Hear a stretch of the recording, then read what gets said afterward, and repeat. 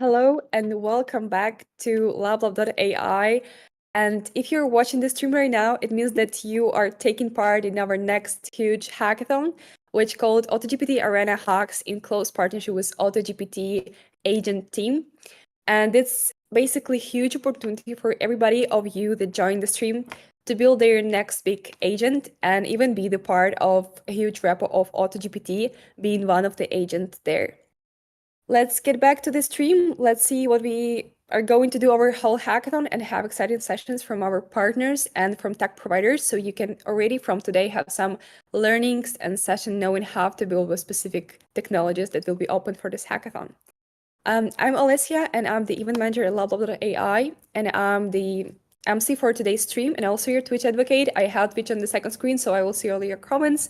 Feel free to write it down. And also, if you have any questions to these speakers that will be today, we'll have a lot of them. You can write it right there, and I will be just reading them to speakers. And also, we have our chat moderators that will be happy to share with you any materials on help you with your help requests. And let's take a look at the schedule. It's pretty packed today. So I will not go through each of them because you might see the schedule right now on the slides and also you saw it on the website. So today we mainly will have openings and learning sessions from our partners to the hackathon. And also we'll have now a huge intro to AutoGPT, which allows you to understand the agent better and understand how should you perform in this hackathon. So please pay attention to this session. And also letting you know that the sessions will be recorded, so you can see it right after the stream in recordings and just recall any information you might need, you might forgot. And as well, we have a bit of huge announcement from LabLab, so stay tuned. And also in the end of the hackathon, I will announce the hackathon guide for those who are new to LabLab.ai, so you will know how to deal with our platform and Discord. Let's get back. So we also will have workshops over these 3 weeks of the hackathon. We'll have a huge workshop from VV8 working with vector databases. We'll have Baby AGI workshop. We'll have Super AGI workshop, and we'll have a huge workshop also from Meta GPT team. And also more information on the workshops you can find on our event page. And over all the hackathon, we will have Q&A sessions that will be held on AutoGPT Discord server. So make sure you are there. Make sure you have access to all the AutoGPT channels, and especially you are in the hackathon channels. And right there, you will be able to join Q&A sessions and ask your questions to the people from VV8, from AutoGPT, and from our LabLab mentors. So stay tuned and check out the schedule and announcement on AutoGPT Discord server. And now I'm happy to announce our guests, I would say, but also the founders at LabLab.ai and UNative. It's Simon and Pavel. Happy to have you both today on the stream. Great that you're here. So please make a brief intro to LabLab and UNative. And also we are waiting for excited announcements. Sure. So I can start. So LabLab in itself is designed for all of you as builders, right? And there's something great about building innovative solutions. It's a act of creation. Yeah, I like to say pulling something out of nothing, and similar to writing a poem or maybe a song. Yeah. But all of you are either inventing new ideas or writing them into code and making them reality. So LabLab is designed for all of these creators to come together. It's for free, always. I hope forever. Yeah, we have a bunch of great tutorials for you regarding AutoGPT created specifically to help you get onboarded to this new exciting technology. And just make sure to have a great experience and find great team members. You'll see later on, Alessia will explain exactly how you can get a team, find a team. And you have a pretty long time this time around. Yeah, for those of you that are returning, we're this stream. We're on Discord now. I don't think the stream is on. So just make sure to also remember to have fun and create something that's super cool, super exciting. AutoGPT is just like this amazing technology. Also, the whole concept of autonomous agents, can greatly help product development, cost efficiency, anything around customer service, data analytics, innovation, market research. Yeah, it's just a super scalable way to interact. So yeah, I strongly believe that agents and agent technologies will be something that will determine the future way of building and utilizing software. So yeah, please come in and have fun. Yeah, I'll add a couple of words to that. I actually remember the first time when AutoGPT came out in I think it was in March, end of March, or early like April. It was quite a revolutionary step overall, which kind of reshaped the entire environment of AI. And I'm so excited to have you guys be a part of this and doing a hackathon with us. It's really something that we have been looking forward to for quite some time now. So super excited to get started with this, and super excited to welcome so many people to this event. It's crazy how many people signed up, and really looking forward to your ingenious applications and products that you'll be building over the course of the hackathon. So really looking forward to that, and thank you all for being here. Thank you, Simon and Powell. And I guess now it's time to talk about Slingshot. Powell, do you want to take a stage? Yes. So as you know, when you embark on your journey, when you want to build your product, your service, and potentially build a startup, we were running for a little while at New Native. We were running a limited program called Slingshot, which is our online acceleration program and incubation program. And I would like to invite everybody right now, all around the world, globally, to apply to Slingshot. Sometime early November, we're going to accept dozens, and then hopefully hundreds of products and services to the program. The program is going to be augmented by AI tooling and tool sets that help founders and entrepreneurs reach a new level of competency regarding business and technical capability. So it's my very big pleasure to invite everybody in the lablab.ai community, the 70,000+ people that are building with us, that if you're building a project right now, if you're excited about something and you want to see it grow, you are invited into Slingshot right now. So it's my great pleasure to invite you. We have great partners joining us from AI labs, infrastructure providers. You get initial credits to run your startup, whether it's on AI labs or cloud providers. You get the community to help and support you. So it's a team program, right? Or individual program, depending on whether you're a solo rider or you're a member of a team. We can help you incorporate the company. So after this event and after any other event, you can apply to Slingshot and we'll get you incorporated with a click of a button with hundreds of thousands of dollars worth of credits over payment systems and cloud systems and so on. So there's a team that will support you through this whole process and help you build your idea into a product or a service or a startup. So I'm super happy to welcome everybody. I hope that there'll be hundreds and thousands of people applying. There is a website. I hope we have it, Olesha. I don't know if we have it, but there is a website that you should use to apply. And if, yeah, we can share it now in the chat so everybody can access this, because through the presentation is a bit tricky to join the website. Okay, Let perfect. me send it. Great. So please join the website or use the website to apply, obviously, to the program. And if you have any trouble, reach out to our team and we will make sure to support you and to help you. There's a bunch of resources that should be available to you via the website as well. Let me ask before you will maybe go regarding Slingshot. What are the main criteria for the teams to apply to the Slingshot, and who basically can be selected? Yes. So anybody that has a working prototype, and functioning prototype is the minimum component. And then the basic criteria is that you want to build a functioning piece of software, right? And you want to build something that's scalable and that is a product that's actually ready to go. So that's the minimum criteria. You want to be motivated, you have to have a working prototype, and you have to have the team composition to reach a certain success.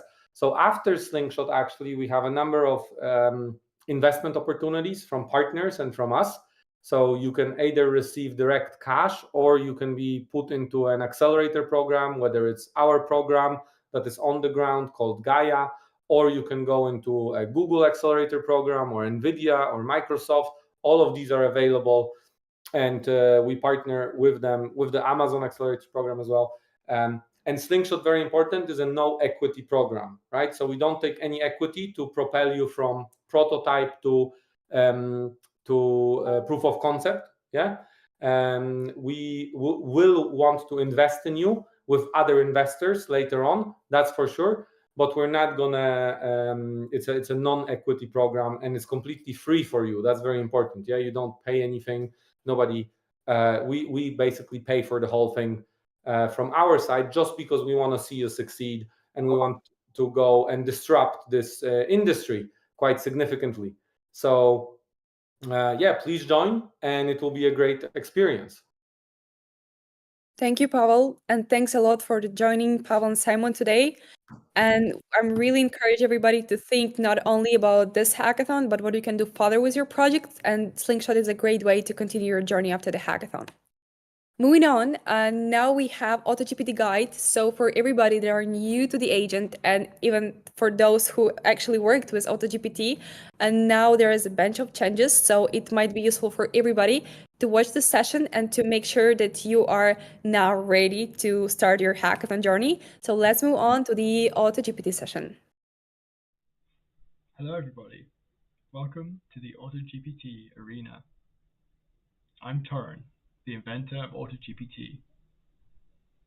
We're thrilled to have you all here, and I'm personally very excited to witness the bounds of what's possible with AI be pushed once more by all you brilliant contestants.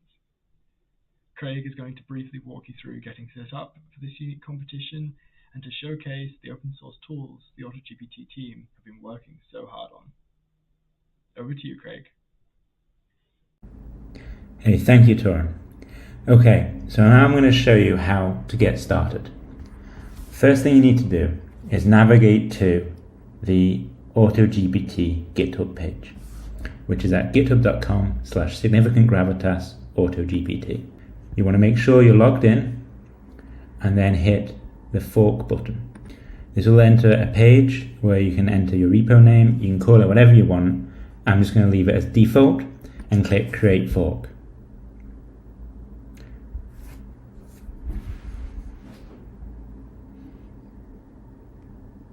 This is going to take a few moments to create, and then you want to click here on the code button, and then you can clone your GitHub repo using either HTTPS, SSH, or the GitHub CLI. I'm going to use SSH. You then want to open your terminal, and then type git clone and paste in the name of the repo you've just cloned. This will now clone it down onto your machine, and whilst it's doing this, you need to know that we are supporting Windows subsystem of Linux, Linux and Mac, but it will not work in a PowerShell on Windows. But it's really easy. If you pop over to the tutorial, there's a link there on how to install Windows subsystems for Linux and get started. It takes a few moments to get downloaded, but as soon as it's downloaded, you can change directory into the newly created folder. Then you need to type in /run setup. This is going to try and set up your system, and what it's going to show you here is that you need to create your own access token. But there may be other instructions that pop up on your screen, and you need to follow those along to install everything you're going to need for this project. So Clicking on this link, it opens up the access token page. What you want to do is go here, generate new classic token, and the scope needs to be set to repo. So then generate the token. You'll see the token, you need to copy this, go back to your terminal. I'm going to open my IDE in this folder, which is VS Code, and then in the GitHub access token folder file, I'm just going to paste in the access token. Okay, so now what you can do, you can type run setup again, and you're going to get all green and you're ready to go. Next, you want to create your own agent. So I'm going to do agent create, and I'm going to call this one smart agent. Hit enter, and there we have it. The agent is being created. And now you can tell everybody that you intend to enter the arena by copying and pasting this command in and hitting enter again. And this creates your entry and a pull request into the main AutoG repo, like so. And you just fill this out with what you're about, what you're going to be doing, and that will be merged into the AutoGPT repo, and you'll be an official contributor. Next up is how to start this agent. So you do /run agent start and the name of your agent again. And now what this does is it installs all the dependencies you need to start the forge, and then starts up the agent server and the benchmark server. And this will allow you to open the UI.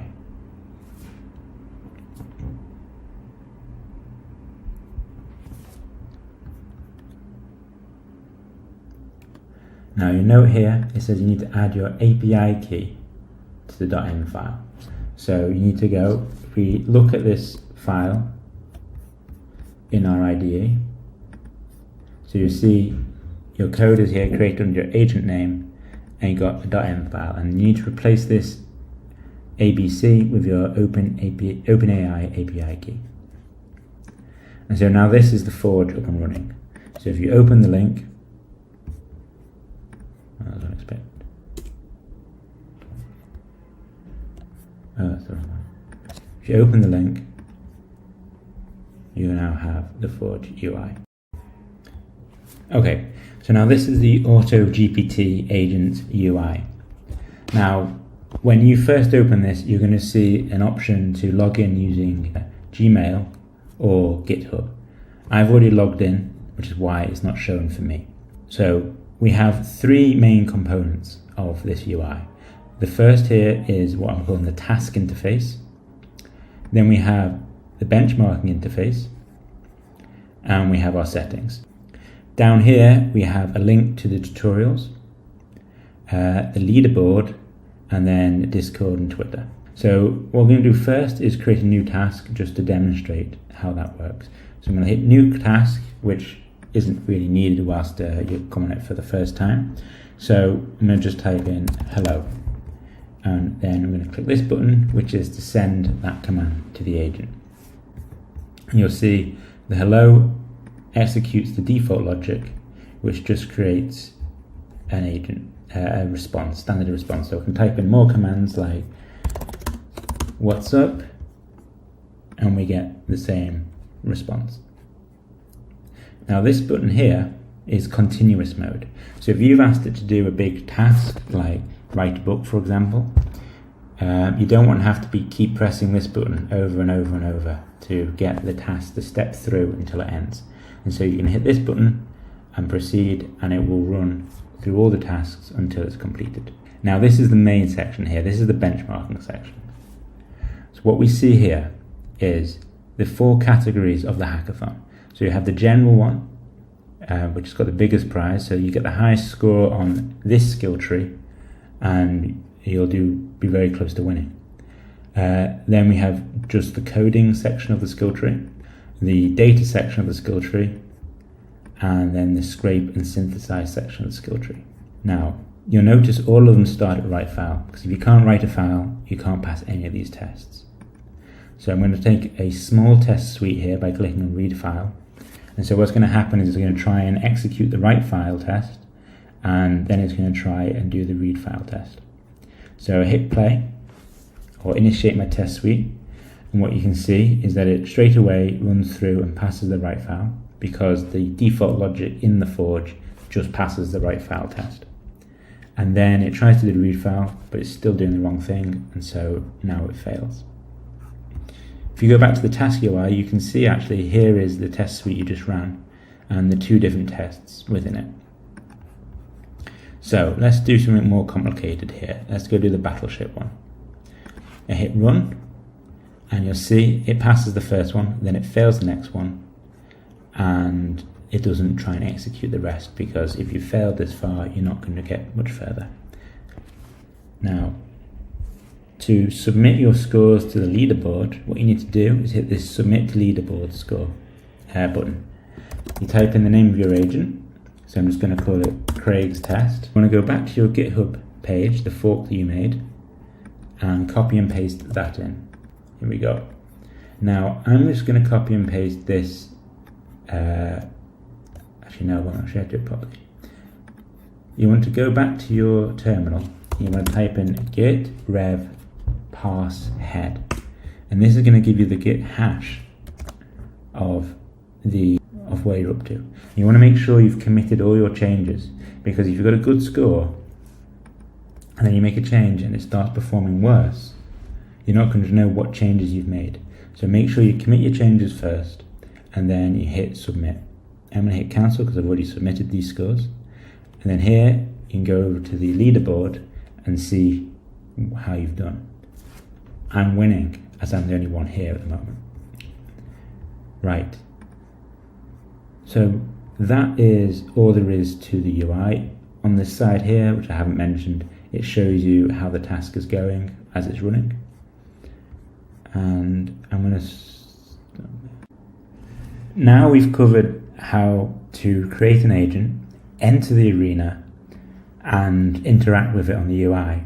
We're going to dive into the code a bit now.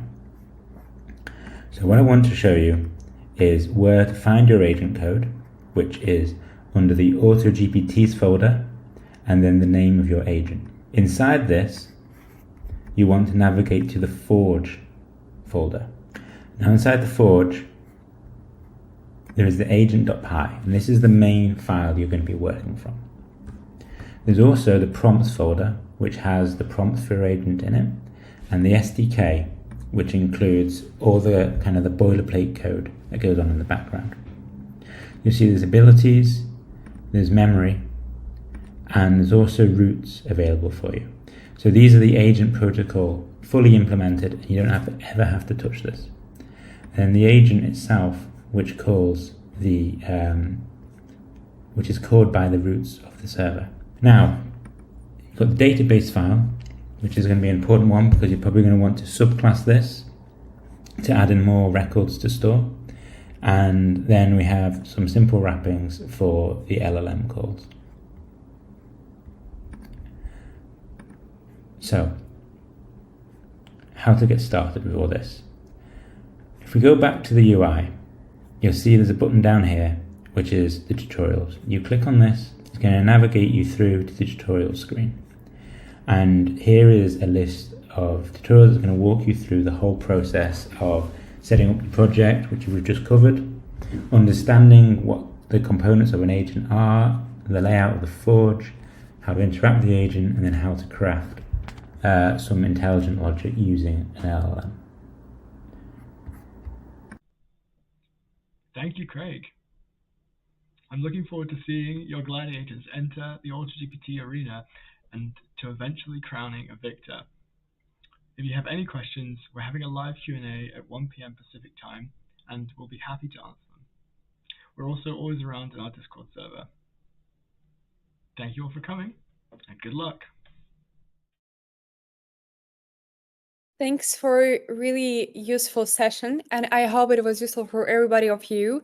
Quick reminder that it will be saved, so right after the stream you can rewatch it. You can share it with your teammates that haven't watched the stream, so that will be all covered. And guys, if you have any questions to the agents itself, to the team of AutoGPT, make sure that you are on their Discord and you can connect with them directly and ask any questions you probably might have. And now I'm excited to announce the second speaker for today and second technology you can basically use for the hackathon. And I would really recommend you to pay attention to this because as I just mentioned when we were waiting until going to the stage, I was using this technology myself over the past hackathon we had with Super AGI. And it's something that really useful for people that are starting with agents and want to figure out how the system works. So rather recommend you to test it out, even if you will not incorporate it into your agents. And now I'm excited to announce Ishan, who is the co-founder, right, at Super AGI. And he will be talking about state of agents, AI agents, and a bit of Super AGI as a technology and the potentials you basically have with this. Ishan, happy to welcome you to the stream. The stage now is yours. Thanks a lot. Hi guys, I'm Ishan.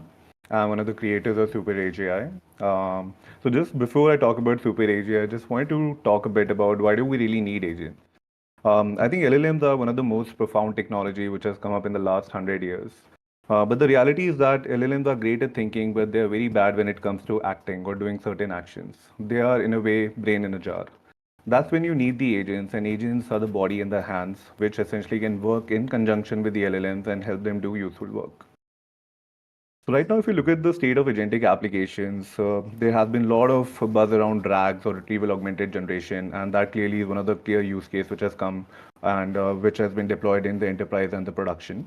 But we think the market is moving more towards what we call RAGAs or retrieval augmented generation and actions. Basically, it has all the best of things from a RAG, but it combines actions along with that. So you have a bunch of data which is vectorized and you use the base LLM to do the augmented generation. Along with that, you couple that with an action. And this is clearly one trend that we are seeing in the market, and a lot of large businesses, enterprises are deploying that into the production. One of the biggest challenge of agents, and there are a lot of challenges with the agents. Agents, I would say, are like the technology of internet before the Mosaic or the web browser came into the picture, right? Have a lot of promise, but a lot of building blocks and primitives have to be built out. And one of the biggest challenge for the agents is how do you essentially fine tune the trajectory of the agent? Right now, if you give a goal to the agent, they will do something like a linguistic dance, wherein it will start and think from first principles about every single action. And when you run that agent again, it will again think about it from the first principles. And that's what leads to hallucinations, looping, etc. So the learnability of the agents is one thing that has to be solved, and this is what we have done at Super AGI through primitives such as trajectory fine-tuning, environment parsing, and also a bit of reinforcement learning. So what is Super AGI? Super AGI is a dev-first open source AI agent framework. We help developers to build, manage, and run useful autonomous agents quickly and deploy them to the production. You can access Super AGI via our GitHub repository. You can run it locally on your system. We support different types of models, your local LLM, foundation models, cloud-based models. We have Super AGI Cloud, which is our cloud offering. You can quickly sign up there and start using and building out agents and testing out different kind of templates and other elements which are there on the marketplace. And then, of course, we have APIs and SDKs. Some of the powerful features that we offer as part of Super AGI are agent workflows, agent summaries, action console, which really make your life very, very easy as a developer to not think about the deepest action, but think about the use case. So I'll talk about some of those features. So one of the core offerings of Super AGI is our Super AGI marketplace, wherein we have 4 different entities. We have Super AGI tools, we have Super AGI agent templates, which are one-click agent templates that you can deploy in production and start configuring it for your particular use case. It basically helps you take 80% and you basically customize the agent for the last mile of the 20%.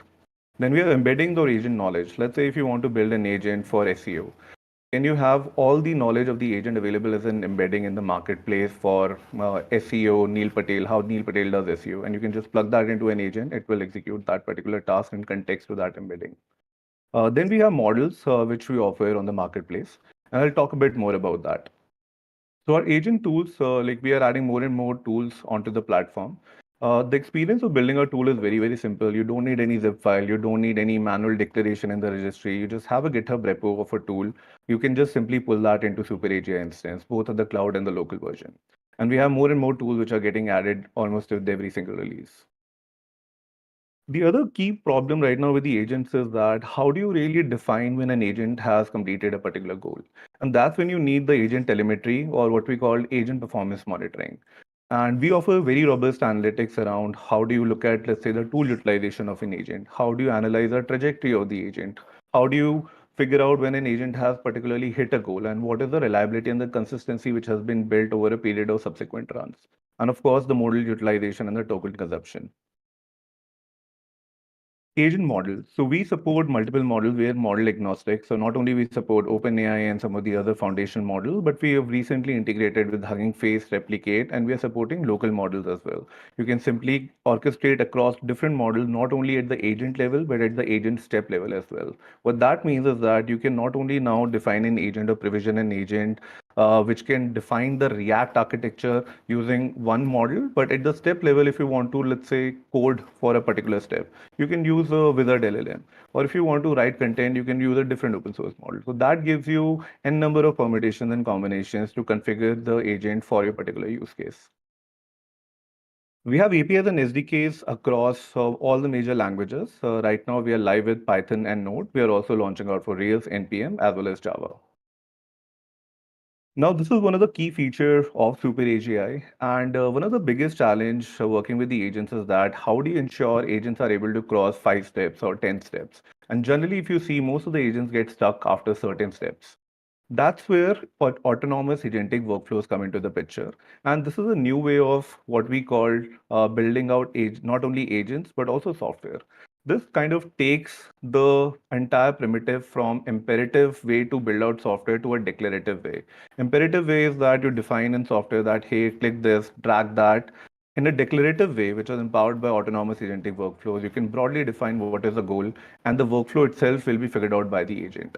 And this is live using autonomous agentic workflows. We have been able to build long agentic workflows, which can go up to 30, 40, 50 steps. And these are just very, very broad guardrails, wherein you tell an agent, hey, this is what you need to do at different step. How the agent does that particular step is entirely autonomous. And you can define the input instruction at every step. You can define the output instruction at every step, and you can build very, very sophisticated workflows. We have enabled sales engagement workflows. We have enabled HR recruitment workflows, and we are working with partners who are building different kind of business processes using this feature. We are seeing amazing response from the community, and hundreds of autonomous apps have been built on top of Super AGI. And definitely Labs last hackathon has been super critical for us to get that community adoption, and people started using our APIs and people started building on top of it. And we are seeing some amazing apps which are like not only using Super AGI in the ways that we expected, but in the ways that we didn't even expect. So what's next for Super AGI? The next set of things that we're working on extremely exciting. One of the feedback that we got from the community is that we need to build out a lightweight version of Super AGI Python library, which you can just simply pip install and start building out embedded agents. And this is something, if you use Llama Index, if you use LangChain, it will feel right at home for you. It will come with all the batteries included, and you can simply define and build complex, sophisticated agents. You don't have to go to the abstraction. It will have all the goodness of Super AGI along with the new features that we recently launched, including workflows, also the resource management part, everything including in an agent library. And you can just import the libraries that you would want and build on top of it. The other thing that we are very excited about and then we are planning to launch in the next couple of weeks is what we call large agentic models. So one of the key challenge that we saw with the large generalized models working with the agents was that it's like trying to fit in a large model which has a very generalized intelligence for a specific agent use case, and that doesn't really like work all the time. That's why we're building very, very sophisticated and focused models depending upon the use case, which will be built on top of open source model, but fine-tuned for a particular use case of the agent that you can couple with an agent template and solve that use case. So this is like a infra component where the model and the agent come in together. And we'll be launching this in next couple of weeks, and we'll be talking more about that on our Twitter and on our community Discord as well. The other interesting research item that we have recently launched as part of the library is RLAF. This is something that we have internally built, wherein the idea is that can we train the models based on the activity of the agents. Think about hitting a wall with your hand. You get a feedback that, okay, this is not something that you should do and that will cause pain, and that teaches your brain you shouldn't do that. can we have a continuous deployment or a fine tuning for the model based on the agent feedback that we are building? And this will be released as part of V.15 that we'll be launching next week. So just want to leave you with a parting thought that there has been a lot of consensus and established thought around that the AGI will emerge from some mega giant foundation models. We have a slightly contrarian stance on that. We believe that AGI, the form factor of the AGI will look more like a multi-agent heterogeneous system, wherein you have an orchestration agent and then you have very, very specialized set of agents and models who orchestrate certain bit of intelligence. So I think ASI or artificial specialized intelligence is gonna come before AGI, and that is what we are empowering. Thanks a lot, guys, and all the best for the hackathon. Really look forward to see what all you guys build with it, and feel free to reach out to us over Twitter or our communities. Thanks a lot. Thank you for the talk, and seeing that the main updates will be launched next week, so the hackathon participants will be already able to use it for the hackathon projects, which sounds really exciting. So you can guys have attached to the newest tech on the market. So make sure to stay tuned. All right, thanks you a lot for the talk, and please remind how we can connect with you or your teams in case we'll have any questions or support needed over the hackathon. The best way to reach out to us is through our Discord community. I'll get the link shared over the chat. And also, if you want to follow me, Twitter is the best way. My handle is Ishan Bhola. I'll drop my handle here in the chat as well. Okay, thanks a lot. All right, thank you for the talk. And we are ready for the next speaker. Let me drag him to this call. Hey, Philip. How are you doing? Fine. Great that you are here with us. So let me announce. Let me get him back to the call. All right. So I have an announcement of the next speaker, and now we are going to cover a topic which is essential for most of the agents you will be building over the 3 weeks, which is vector databases. And for this hackathon, VV8 is our main partner, so it means that you will get opportunity to have free access over all 3 weeks of the hackathon to VV8 database, which allows you a pretty great function of then scaling your project. So it's not only, you can make sure it will not be only the hackathon project, but you will actually be able to go and continue building to a pretty good, big, maybe potential startup. And also now you will have opportunity to be onboarded with what the databases is if you are new, and also knowing how you can use VV8 for your projects. And I'm super happy to see Philip now with all these balloons behind him. Hi, Philip. Hi. Now the stage is yours. Tell us about VV8 and how we can use vector databases. Okay, for me it's first interesting. My screen is visible, right? So you can see my. Okay, nice.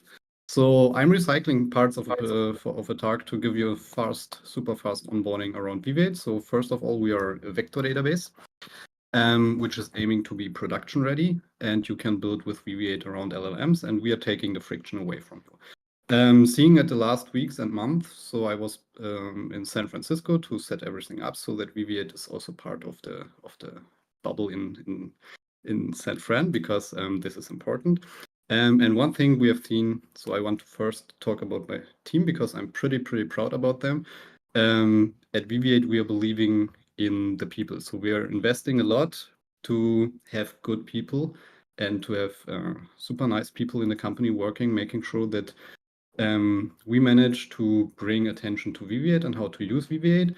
And why I'm so proud of my team, I mean, anybody of this is a little diamond. So it's crazy. So we are helping you then building with VV8. So we will be in the Discord channel and you can ping us, and we want to make sure that you can build with VV8. And we have crazy people. Just to give you an idea about this, I mean, here looking at Leonie, she's a Kaggle Grandbook Grandmaster, so Notebook Grandmaster. So and imagine she's helping you building an application in this hackathon. Adam also, he can help you with anybody around JavaScript or TypeScript, also Python, so amazing folks. You should follow them on Twitter and LinkedIn if you not already do it. So I'm skipping this slide. These are our friends. So we are highly integrated into open source. We're doing open source at VV8 for over 6 years. We're integrating tight into the ecosystem. So we're making sure that we are probably the best vector database you can use in connection with these tools. I call these friends, but yesterday I missed Arise AI, so I promised to show them here. So these are also our friends, because Aparna was complaining why we are not in this chart, but I had no time to adjust my slides today. So they're also part of this. Then how to evaluate which vector database to use. I mean, I would always look which credible people in the industry are using VV8, because this is the best reference you can get. And this is Deep Learning AI, Andrew, and Cohere. They are building with VV8 for a reason. So there's a reason that these people are using VV8 and building and integrating these into Cohere and doing a course on Deep Learning AI. This is Edward and me with Andrew. So we are making sure that we are also meeting in person and talking a lot about the future projects we are planning. And there's an upcoming course, VV8 course on Deep Learning AI. This is Jay Alamar from Cohere. So there you see we are embedded in this open source. So Tuana is also on this picture from Haystack, and parts of my team. So Erica and Adam, just awesome people doing open source. Hugging Face. So this is Clem, the CEO of Hugging Face. He's having a VV8 sticker in its hand. So we are friends for quite some time with Hugging Face. So then who's building with VV8? Stack Overflow is currently building with VV8. I'm not going too much into the details, just that you know, credible companies building with VV8 for a reason. This is Red Bull, so I cannot, maybe I'm going over this slide. It could be that we are just drinking Red Bull, or Red Bull is building with VV8. Yeah, Microsoft. But let's now dive into what you can build with VV8.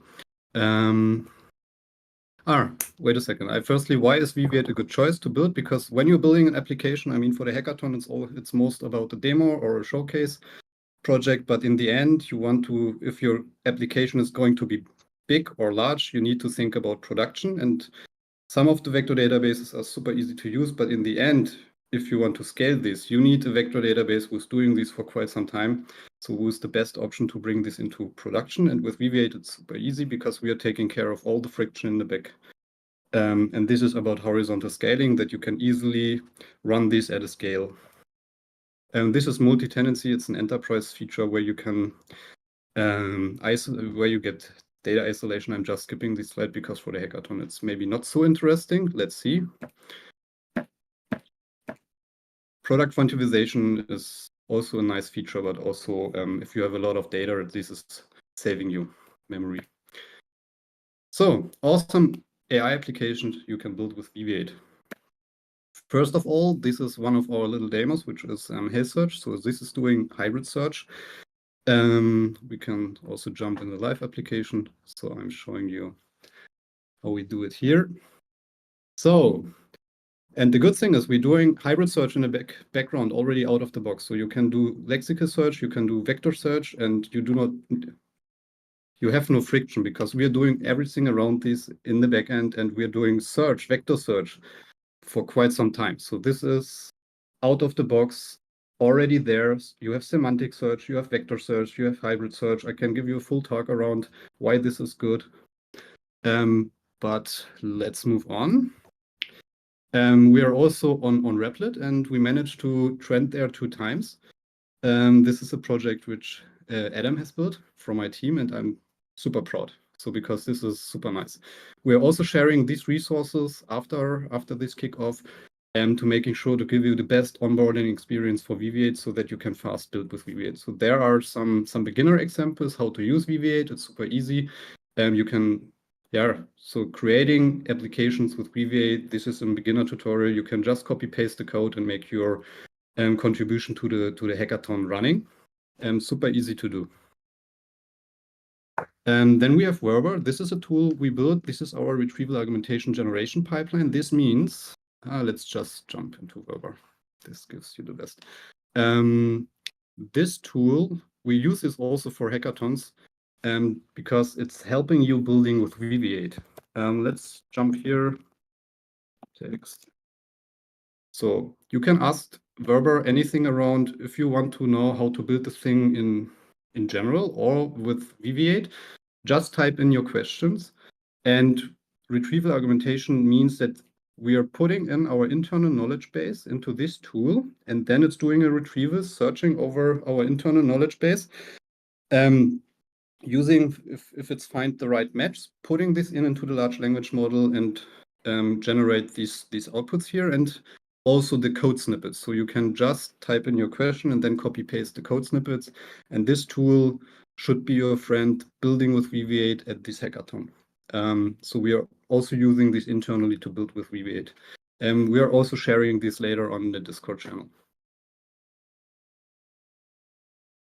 Yeah, the rest is about the retrieval augmentation pipelines, but I would skip these parts here because for the hackathon they are not so important. So what we are doing is we are sharing later on these resources to making sure that we are helping you building with VV8. And yeah, my team is then we are rotating and being in the Discord, helping you building with VV8. Yeah. All right. Yeah. Great, I'm back. Sure, I'm back. That's great to have the presentation. I expected for a bit longer session, but I also want to ask you to send me the resources so I can share it with people immediately via the chat so they can access it right after the session. And I wanted to ask you actually the question regarding the previous hackathon, because you also were participating in the Agents Hackathon before. Could you please share with us your favorite use cases on the technology, on the VV8 and your, I would say, favorite agents out of the hackathon, so it can inspire people? Okay, you was ready. I see. Yeah, so these are awesome projects which I've built with VV8, and my plan is to also share them. And we already have created a list out of the Streamlit hackathon. So I would share, I make sure that we are sharing these resources with the GitHub repository so that people can having an easy onboarding to build with VV8 and also to see for what you can use the vector database in this technology stack. All right, that would be really helpful. Thank you for that. And my last question I prepared for, I really wanted to ask you this right before the stream. So do you have any, I would say, observation on what mistakes people did over the hackathon when they were building vector databases? Yeah, so sometimes it's we're integrating tight into LangChain, Llama Index, Haystack, but one of the things is if there is an update on their side which is breaking, then sometimes people hitting us on Discord, and we're finding out, wait a second, so from the VV8 side, everything is working. This is something breaking in Llama Index or LangChain. So we try to also make sure that the examples they are using on their page are tightly integrating, but sometimes it's breaking because they changed their API also. So this is one of the things I have no good idea how to cover this better, because this always needs a manual doing on our side, because we can also not take care of every external documentation. It's just not possible. I try to ensure that we are having also LangChain and Llama Index examples in Verba, so that you can easily go here and do this, but we are also using the data we are now generating for this hackathon to improve these tools. So we're collecting which problems or which things people are facing. So where we're having this doing, then somebody or someone of my team is taking care that they can build with VV8 Air, and then we want to ingest these also in this tool to improve over time, to just iterate and doing better and making sure it's going more easier for people to build. Luckily for us, and for hackathon teams, you will be over the hackathon on the Discord. So in case people will face some issues, they can reach out to the mentors, right? And I just need to mention that we have like tons of comments here regarding the balloons in the background. People say that they are real, not really nice. They are real. These are real balloons. That looks super cool. Yeah. No, if we have questions, we can also just go over them, or otherwise doing these asynchronously then over Discord. I don't see any other question that we haven't answered yet. And our team did a great job answering questions so far. And most of the resources will be sharing via Discord with people. So we will also make sure to add VV8 resources there so people can access and start building. Now people are a bit shocked with the beginning of the hackathon, so they need some time to get on board and understand what's going on here. No, it's always the same time. So now you're evaluating what you want to build. One tip for being part of such a hackathon is just experience of the past. So always look in what are the evaluation criteria so that you make sure that you're getting the points. So there will be different tracks where you can get the prize money for it. So there's also an open category. So I'm a big fan of these open categories because these make sure people can build whatever they want to build, and having these funny, weird, awesome, how to call it, projects out of a hackathon. This is what yeah. So I'm burning for it because I have seen people building crazy stuff. So not just with VV8 in general. I'm always happy if you use VV8 because then I can run and tell the stories. So, and we are, for a reason, the exclusive partner for the hackathon. So I want to synthesize people. Let's build with VV8 because I want to tell your story and put the people into the spotlight who have built with VV8, and telling anyone on social media. So I grab them on social media and telling, here, they have built an awesome thing, and they're using VV8, and this is for what I'm burning. So this is my passion. And we had, I mean, the last hackathon we run here on this Discord, it was just crazy what people have built. So I was just sitting there, they do this at the hackathon, they should build this at Microsoft, they should build this at OpenAI, they should build this, it's crazy. I mean, also seeing how people are burning for this. So yeah, and this time there's a lot of money into the pool, so I'm super curious what people are going to build. Be aware that to win hackathons, look into the criteria which are giving you the points.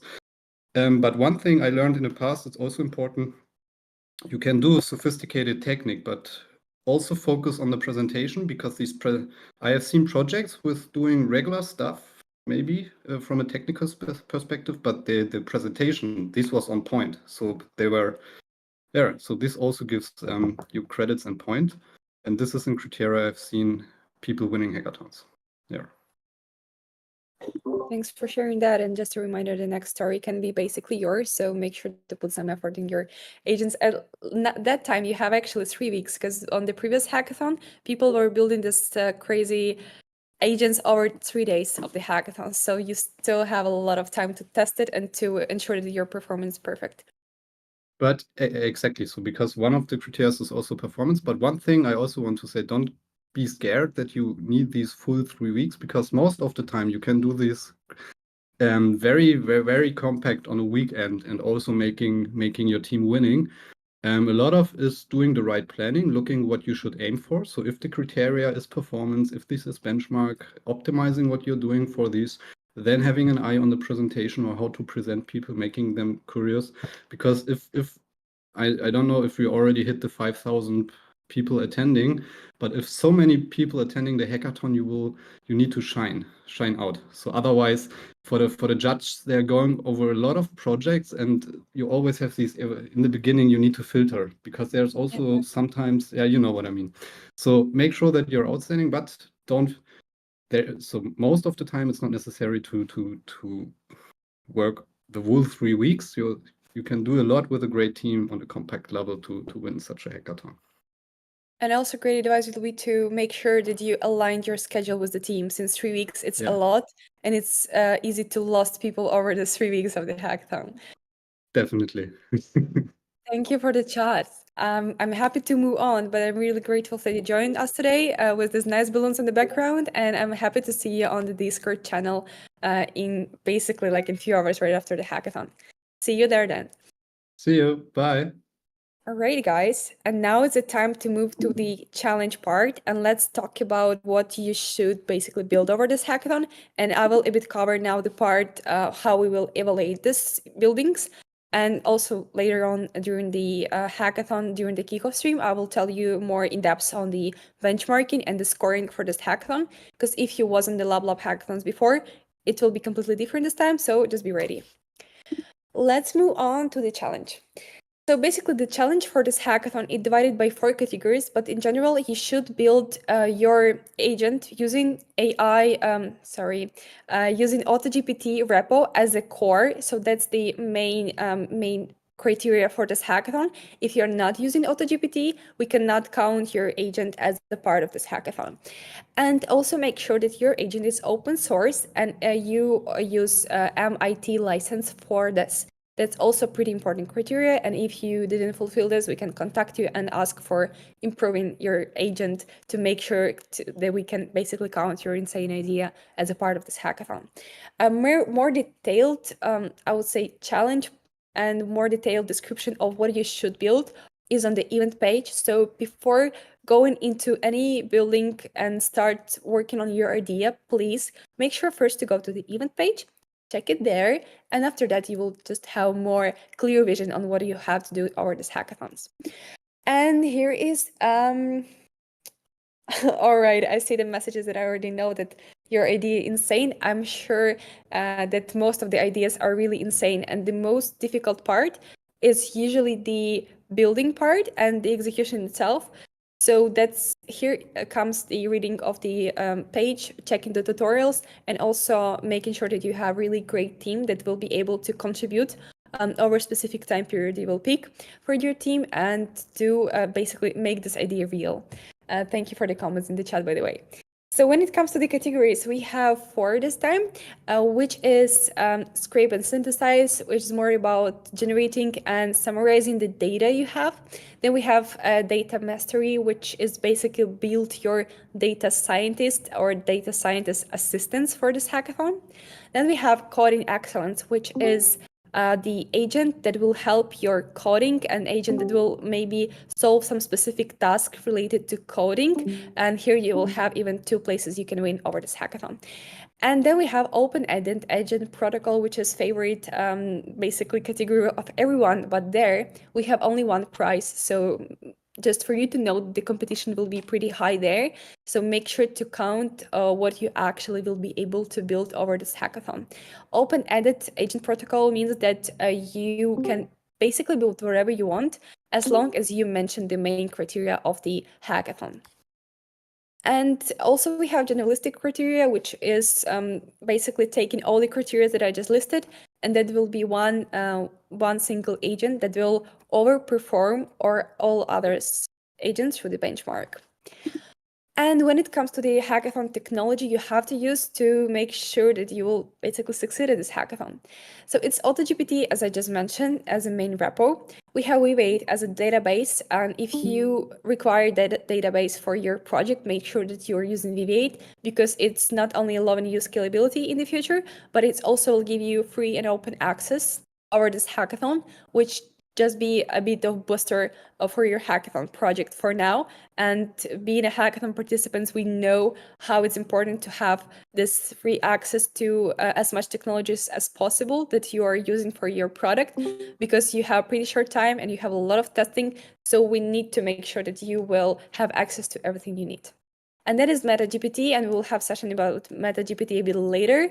MetaGPT is also one of the open source, I would say it's also agent, so you can see how you can use it for your project a bit further. We'll have amazing session, and just make sure to explore this technology and see how they can impact on your hackathon success. And of course, the technology information, every quick start guides, every setup guides you can find on our lablab/tech page, picking the specific technology, and there you will find all the materials and tutorials you need to succeed. And also make sure to check tutorial section on our lablab.ai server. And one more thing about the tutorials, we have AI tutorials written specifically about AutoGPT and how to use AutoGPT over this hackathon. So check out this with the link, and you will get this link as well on the Discord. And here we prepared for you a list of resources which will be updating over the hackathon. It's on Notion, so make sure to scan the QR or also check your emails, and you will get this list of resources to have access to only the most necessary information you need for this hackathon. And now I am excited to invite our next speaker for today. And we have actually a couple of you here on the stream. And first, it will be Anton Osika. Anton, please let me know if you hear us and you can hear us. Anton? Let's wait until he will get back to us. It might be some Discord issue. Hey, Anton. Hey, Yeah, great. I can hear you. Can you hear me? I can't see myself. Am I on video actually? No, you're not. We don't see your camera actually. No. So I think you should move me somehow so that I can see something more. Can I you think try to turn on your camera? On the Discord in the bottom, you have these buttons, and there is a turn on camera button. Yeah, we can see you now. Cool. Nice to meet you, Alicia. Yeah. I'm happy to be here. We're also happy to have you here, and we're excited to hear from you. Let me intro you a bit so people will know who are you before you will start the session. So, Anton, or am I pronouncing by the way, your name correctly? Perfect. Okay, so Anton is a co-founder and CTO for now for Depict AI, which is pretty successful company in Y Combinator, and you got top 2 times, right, in the top Y Combinator companies. So which is pretty exciting, and we also interested in hearing that experience because people at this hackathon will actually be successful startups, which here your experience will be really crucial.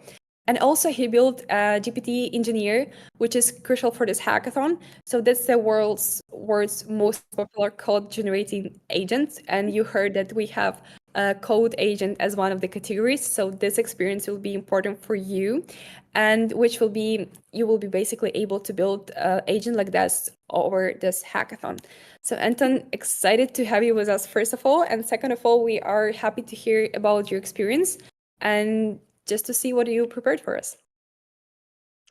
I'm excited to be here. I think it's obvious, but I'll say it anyways. It's some amazing times we're living through with agents being able to start operating in the world. I think we've seen a lot of our world already transformed by large language models, foundation models, but I think the real jackpot is going to come when they start actually reliably be able to act in the world.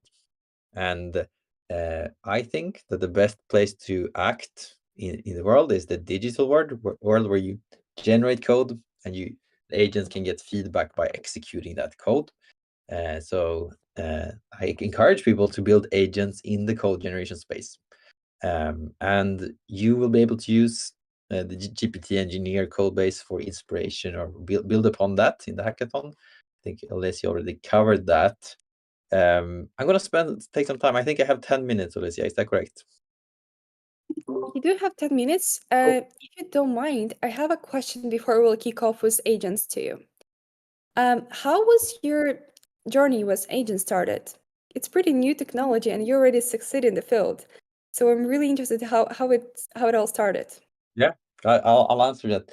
I'm gonna share some learnings generally that I found useful for building agents that I think that you can use in the hackathon. And I think the first I'll share some slides I prepared, and the first thing I'll get to is the question: how come I got started with all of this? Yeah. So I'm sharing my screen. We do see your screen. Yeah.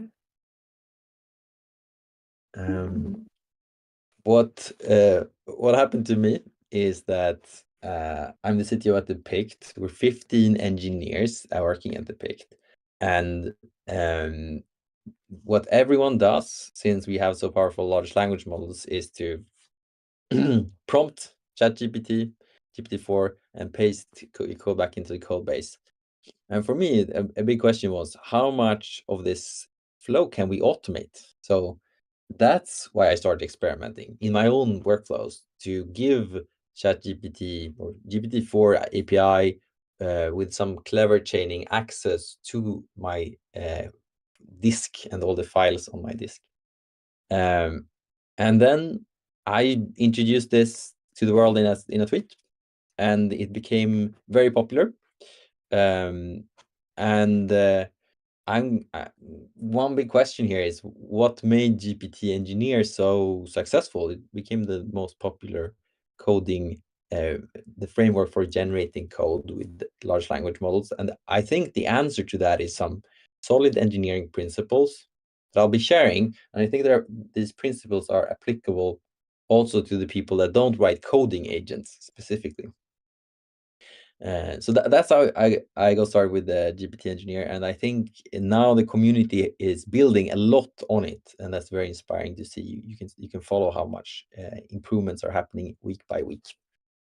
The first part in useful principles and learnings is that from almost week one of we got GPT engineer getting popular, we set up a benchmark to make sure that we could measure the progress. And when you have a benchmark, you have an objective way to evaluate, then you can have an open mind, what might improve the system, but only keep the ideas if you can show that they are improving the system.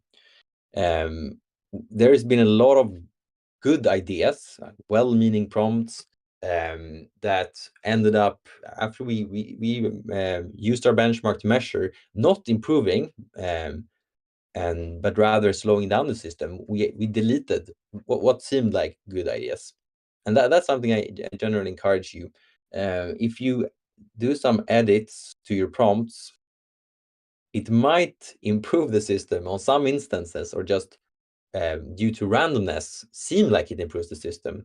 But unless you have set up a systematic way to evaluate, you might fool yourself. So that's what I largely encourage. And what I know many other people are working on are these headless benchmarks that run in the background, and that's something that is also continuously improving, and we're getting a quite large suite of that in GPT engineer code base. So measure things. The second learning that I'll get to now is to keep things as simple as possible. So one thing we noticed is that, I mean, a general observation is if you have many steps where you call a large language model with the goal of achieving some results, it has a chance of failing at every step. So that means that the total failure probability, the chance that it fails at some point, increases exponentially with the complexity of the problem, the number of steps that's being taken. Due to this, you want to keep the chains as short as possible, and if you can leverage human in the loop. One example in GPT engineer is that we don't let the agent select the files if there's more files than can be fit into the context window. But we let for now at least, we let the human select the files, and then you let the AI take over. So you have a human developer in the loop. I think people here write code, so I put some code on a slide here. And this is just to illustrate the simplicity of GPT engineer, and a big example of why it became popular.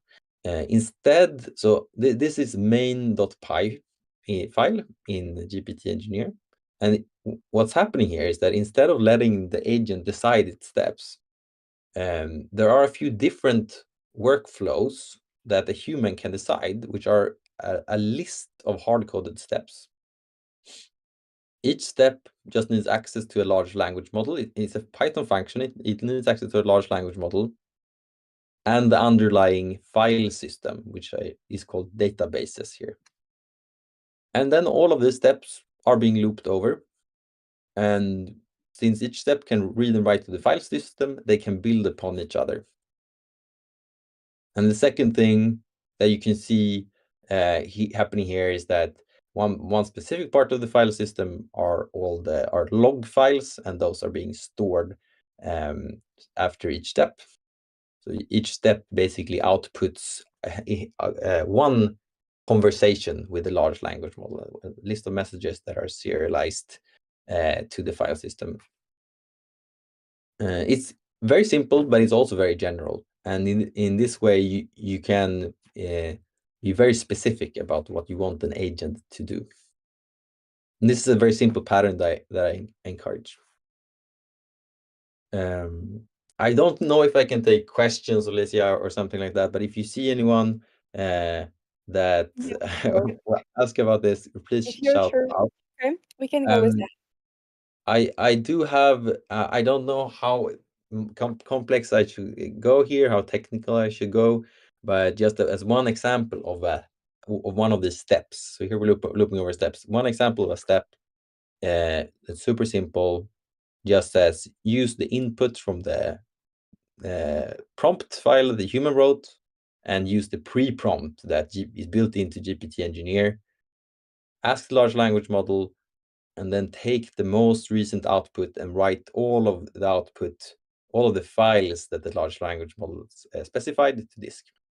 Super simple. You can read all of this in the code. It should be easy to follow.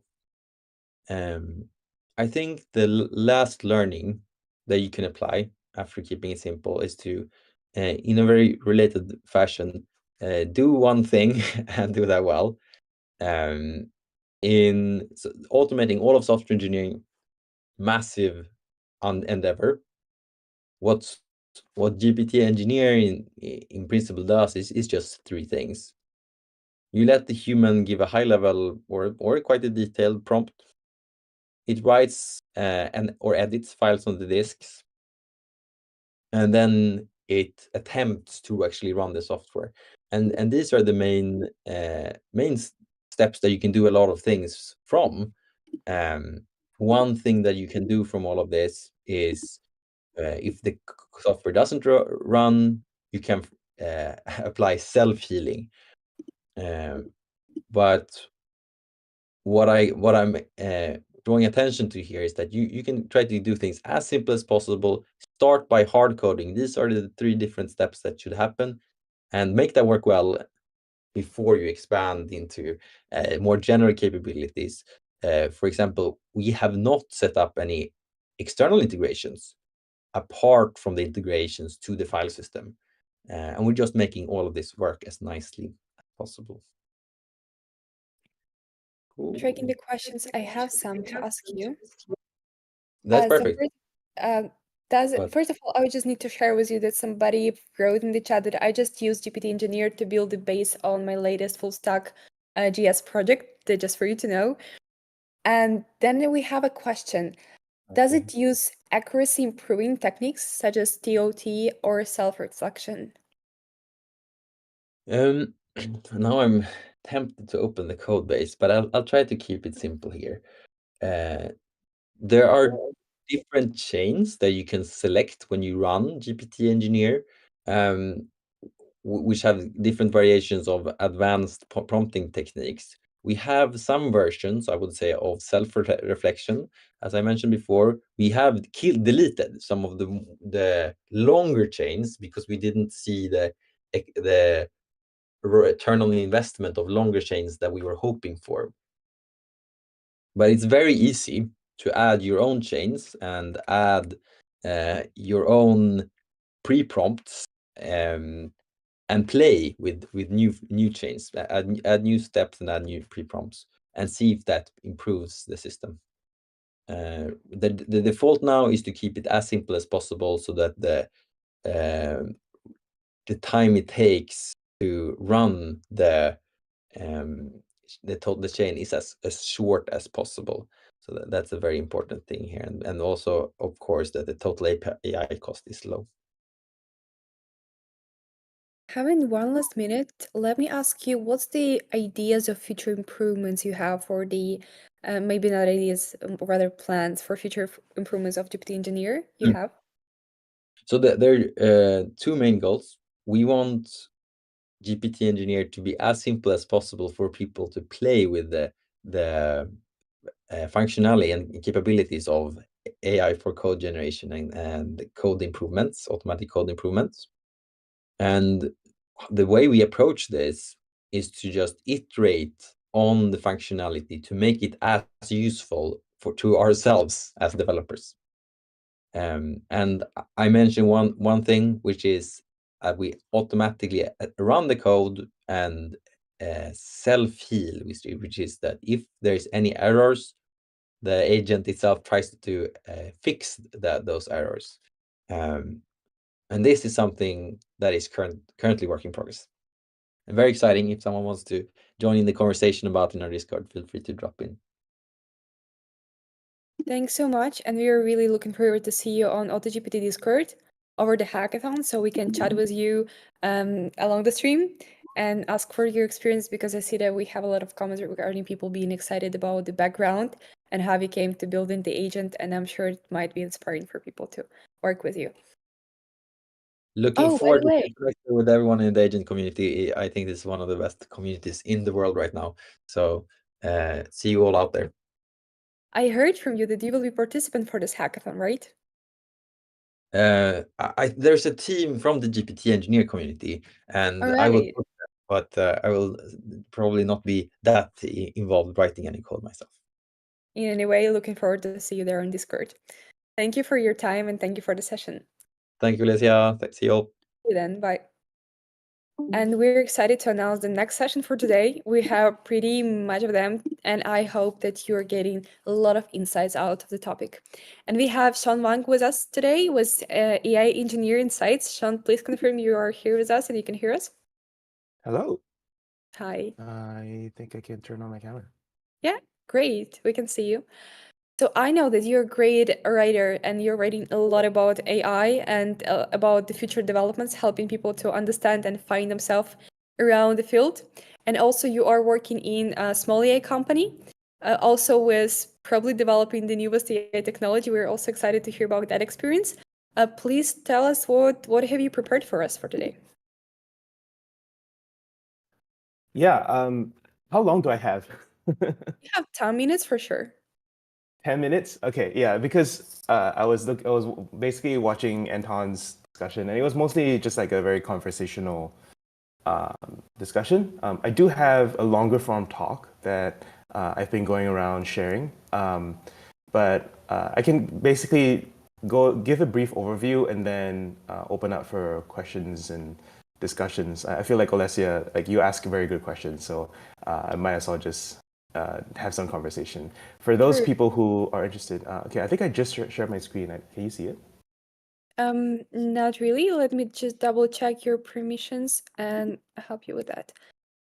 Okay, it says go live, but then nothing happens. Yeah, and then try to go live right now. It should be fine. And while you are fixing that, guys, let me remind you that you are able to ask questions. So this discussion would be way, way, way better if I will ask and share your questions over the interview. So please feel free to utilize the chat. Yeah, we now can see your presentation. Yeah, so basically a few months ago, I wrote this article about the rise of the AI engineer, which I think is going to be an emerging job title that is effectively the software engineer that is closer towards AI and specialized in the AI stack, reads all the papers, goes to events like this one, tries out GPT engineer, knows how to pick between the different vector databases and has all the prompting techniques and all that. And I think it's quite different from ML engineer, which is the established job title, and ML researcher, which is also an established job title. And effectively, it is going to be driven by the emergence of foundation models, because foundation models are a lot of work done upfront by ML teams that may or may not actually work at your company. Previously, I think you had to have an ML team in-house, and now you just can access it via an API. And I think starting at the API endpoint enables a lot more engineers to access machine learning and large language models, including people who don't write Python. So I think there's just a lot of reasons why the AI engineer trend is going to be kicking off, and that's the main thing that I've been sort of focusing on. I have a longer talk about it, but also if you're interested in learning more, I'm actually running a conference which AutoGPT is sponsoring. I think AutoGPT is actually a presenting sponsor. So yeah, you can come and learn more about the AI engineer group. There's 2 workshops that are being led by the AutoGPT team, as well as some of the others, folks like LangChain and what have you. And we have a pretty interesting schedule. So you can just head to ai.engineer and then chuck your email in there. But yeah, I mean, I can pause there if there's any follow-ups that people have, or I can just kind of go through the talk that I've prepared. Alessio, you are muted, and I'm already talking to him. Sorry. I see that AGI SEO wrote that he got passed around around him data science network a few months ago with your article, so that was pretty useful for them. And just to let you know about that, and remind it right again that you can ask your questions in the chat. I guess you can pet through the talk, and if there will be some outstanding questions, I will maybe interrupt you, or we'll leave them till the end of the talk. Yeah. Okay. Yeah, sure. And for those who want to see the full talk, you can go to swix.io/AI landscape. And I think everyone here is. Sorry for that, for interrupting you. Can I maybe get this link on my Discord so I can share it with Twitch with people? Yeah, I will. Well, where do I post it? This is a private channel, right? So I don't know where to post it, but it's literally swix.io/AI-landscape. Oh, So right. it's repeat. All right, It's I can find this. designed to be pretty easy to type. Yeah, so I think most people here are sold on agents and sold on AI engineering. So I'm actually gonna skip right all the way to the end where I talk about what I think a landscape should look like, because I think that's the thing that is the most confusing to people right now. And I have actually some experience with the modern data stack, because I previously worked in data engineering, and the data stack is just massive. There's no way you ever learn any of this, and I think it's pretty important to have a clearer mental picture by reducing the granularity. And so what recently I found from Ben Stansel, who's one of the best writers on data engineering, is that he actually simplified it by thinking about what actually makes a lot of money and what is worth a lot, right? And it's really just a few systems, right? Like you have the data warehouse, those are worth collectively over $100 billion today. Then you have the data pipes, which are worth a little bit less. And then you have the business intelligence area, which is worth more because a lot of people, that is the sort of primary access point, especially for the non-technical people. And that is most of data engineering. And then there's this whole bunch of other stuff around here, which is collectively is much less value, at least for now. And so I thought that was a really nice reduction of what data engineering could look like, right? Like something from this very complicated landscape to go like, oh, this is actually like the main thing where like people are making money, and the rest is all just very primitive or early stage for now. And I think the similar thing can be done for the AI engineering stack or the software 3.0 stack. This is the kind of chart that ACC&Z was putting out. And again, it's starting to be very complicated. They did us the favor of using categories rather than logos, so it's not as overwhelming. But I think, again, the people that are making money should be pretty obvious by now. And it looks something like this. Instead of a system of record where you have a data warehouse, you have a system of reasoning. Whereas either a foundation model lab or an open source host of open source language models. The foundation model labs obviously worth a lot. I think the latest numbers that are rumored are OpenAI is worth $90 billion, and Anthropic is probably worth $10 billion right now. And then OSS hosts, Hugging Face, recently worth $4 billion, and then Replicate Base 10, all making decent money. So that's the sort of right part of the stack. And so I think everyone is like reasonably sure about this. So this is the full list. If you're interested in like grabbing that list and checking out some of these companies, I think they're very important tools of the AI engineer to know all these things and to know when to use them and what their various properties are. Someday I would love to write a breakdown of like what they are. And personally, I've done my own comparison. You should do yours about like the features that you care about and like how they separate separately. Then we go on to the middle part of the stack, which is the RAG stack. And that's the sort of emerging, but also fairly well-established category. You have a vector database and you have some orchestration framework. And that is the RAG stack. And so Pinecone has raised, is worth 750 million. LangChain has raised 35, Llama Index raised 9. And yeah, I would say like this part of the stack is relatively settled already, just because there's a few $100 million worth of investment in the vector database companies, as well as a lot of the existing database companies adding on vector databases. And then the frameworks and libraries more or less have all emerged. as far as people want to use them.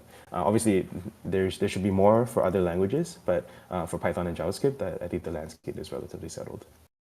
And I think the important thing to understand about RAG is that you are always trying to go for the sweet spot between only querying the language model memory and then only searching for things that are in a search index, right? You're doing this kind of in-between thing where you're generating language model stuff and then you're also retrieving from an index. And this is a pretty important distinction to keep in your head of why RAG is important and why everything should have RAG capabilities. And then finally, like what's in here is like the rest of the stuff that is unproven yet, right? And this is basically prompt ops and LLM ops. Whether you need to A/B test your thing, you need to like put a prompt manager, prompt catalog, evaluate those things. Obviously, very important, and some people will try to build it within their own stack, but it's unclear how much they're worth right now. A lot of people are trying really, really hard. And typically they look like that. You have a dashboard, you instrument your prompts, and that's about it. Okay, and then finally, like the most open layer, and I'm coming to the end now, which is the user interface layer. Like, how do you interact with all these junk that you put together as part of your tooling and software infrastructure? And I think it's really unclear. Like this is the most wide open. Like nobody has any claim on this right now. The leading two claims are Vercel v0 and Retool AI, both of which launched within the last couple months or so. So we're building out the stack from sort of the inside out. And Vercel v0 is, so I'll characterize these as Vercel v0 is outward facing, building drafts of UIs for other people to consume, and then Retool AI is sort of internal facing, where it's sort of internal tooling, drag and drop canvas based. It doesn't have to look that great, it just has to be built very quickly. And that would be the stack. So out of all the central problems of the AI engineer, I would say that UX tooling, dev tools, OSS hosting, and fine tuning. Agents is by far the most speculative one, and that's why we're all here to figure them out today. That's it. Thank you, and I already have prepared a few questions. And I'm again reminding people that you shouldn't be shy, and you can ask any questions you might have in the chat. And I'm not sure that Sean will be with us on Discord, so that might be your last chance for today to ask any questions live. I do have a question to you, because knowing the background of people that register to the hackathon and they will be building over the hackathon, they're not all AI engineers. Most of the people are actually just engineers or somebody that's starting with coding on, or also people that are don't have technical background. I'm really interested how it started for you, because you probably came from engineering background to AI engineering, and you started researching and writing about that a lot, and you started educating other people on how to build with AI, like recommending them tools. So that's something that might be life-changing for most of the people that are just starting with AI. And I'm really interested how it started for you, and why did you decided to go in the field and not just starting to learning AI for yourself, but education as well. I think it's pretty obvious the excitement from last year was pretty palpable. And for me, I wasn't sure how much I could learn because I don't have a PhD. And it seemed like all the top people in the field, must work at a big company like Google, Microsoft, or OpenAI. And so for me, it was very tentative. Like, can non-credentialed people who just have software engineering experience, like a generalist web development front end. I have Python experience from my days as a quantitative trader, but it's unclear like how much impact that you can have here. So basically, like if you kind of scroll back on my list, I started very, very tentatively, and I just was basically making notes. And this was I just actually celebrated 1 year of Latent Space. When I got confident enough to start publishing my own notes on AI engineering. And just over time, that just kind of builds up over just like immersing yourself and then understanding every project and writing about them and then interviewing some folks, including Itamar, who's here on Discord, and coming up Toran and the rest of the AutoGPT team. I felt more confident in saying that, yeah, there is a space for AI engineers. And I would say like the most important thing is actually taking yourself through some kind of self-designed course. So I made one up for myself, and now I'm actually working on a course. To trigger people, I call it Latent Space University, LSU, to trigger the Louisiana State people. But effectively, you have to kind of go through the process of yourself. Just build a bunch of projects, and here's a list of some project ideas that I'll be putting out as an email course to people. But you don't have to take my list. You can take someone else's, or you can just make your own. But the point is, build more stuff, and the more you realize, like, hey, here's a very new, interesting set of problems that you now have a new set of tools to solve, then you're an AI engineer. That's really awesome story, and pretty short, and again, it was educational part. Thanks for that, and I hope, guys, it should be helpful for people that are thinking on moving or thinking on choosing their direction. I have one really, really nice question that I super much like, so I want to read it. So we have a bit of time. And it's Baco Bizo. He's writing that, what do you think the next evolution of agents will be? I feel like we are in the first integration of systems, and they will evolve into more complex forms. I'm curious if you have any thoughts about the future of agents. So many thoughts. Okay, I thought I was going to stop sharing my screen again, but no. So I think roundabout in one of my most popular posts, I guess, roundabout in April, was me trying to understand Baby AGI and AutoGPT, right? This is the month when both projects kind of really blew up. And I wrote this update on the anatomy of autonomy and like how the tools are all kind of coming together. As well as like why they're not good enough yet and what we need to get there. Most recently, I would say this is the update that I've been sort of putting together in terms of the future of agents.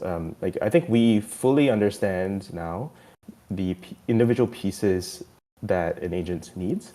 So I'll take you through some of this, right? Like, and again, like the brain is an analogy; it's not precise. I had some people who actually know brain science object to my assignments of some of these roles. But anyway, you start with the foundation models, you add prompting techniques, you add external memory.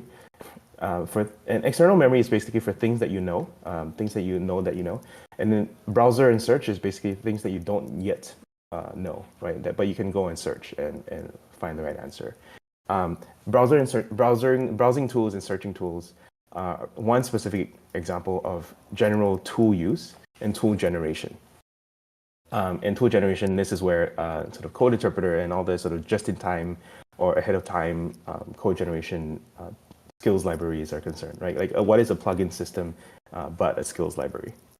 I think the way that GPT Engineer and some of the other projects that I've seen out there are starting to emerge on like the 5th section. Which I probably need to update. Maybe I'll just call this like question mark, which is like how we do priorities and planning. Like we need some kind of orchestration layer to make sure that these things are executing things in the right order, not repeating themselves too much. You know, I was just at an agent meetup here in San Francisco yesterday, where AgentOps.ai had this very interesting chart where they actually track.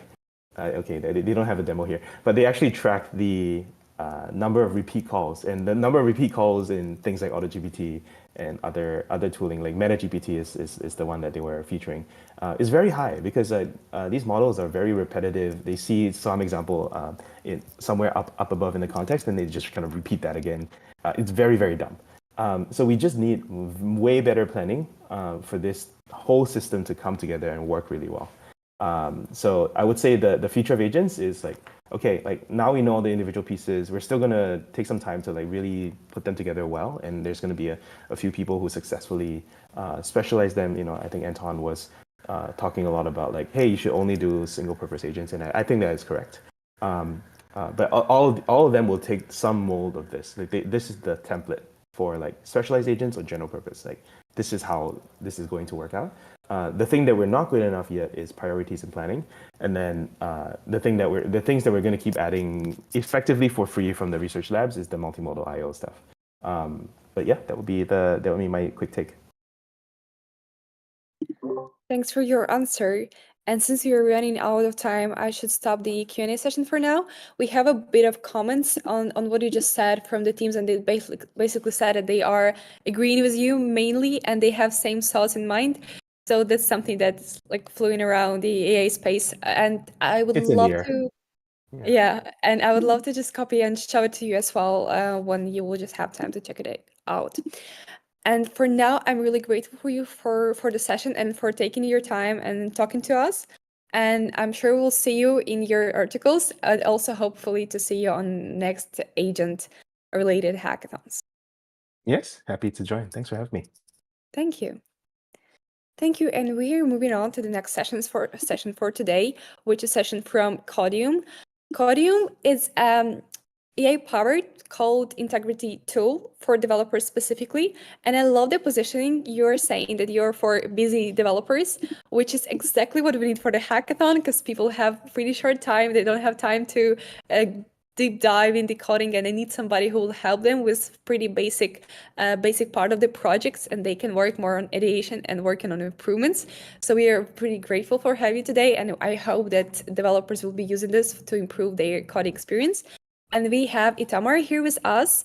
He is the co-founder at Codium, and I'm really happy to hear the presentation from you and basically how we can utilize Codium AI for this hackathon and how it basically can help to improve the hackathon projects.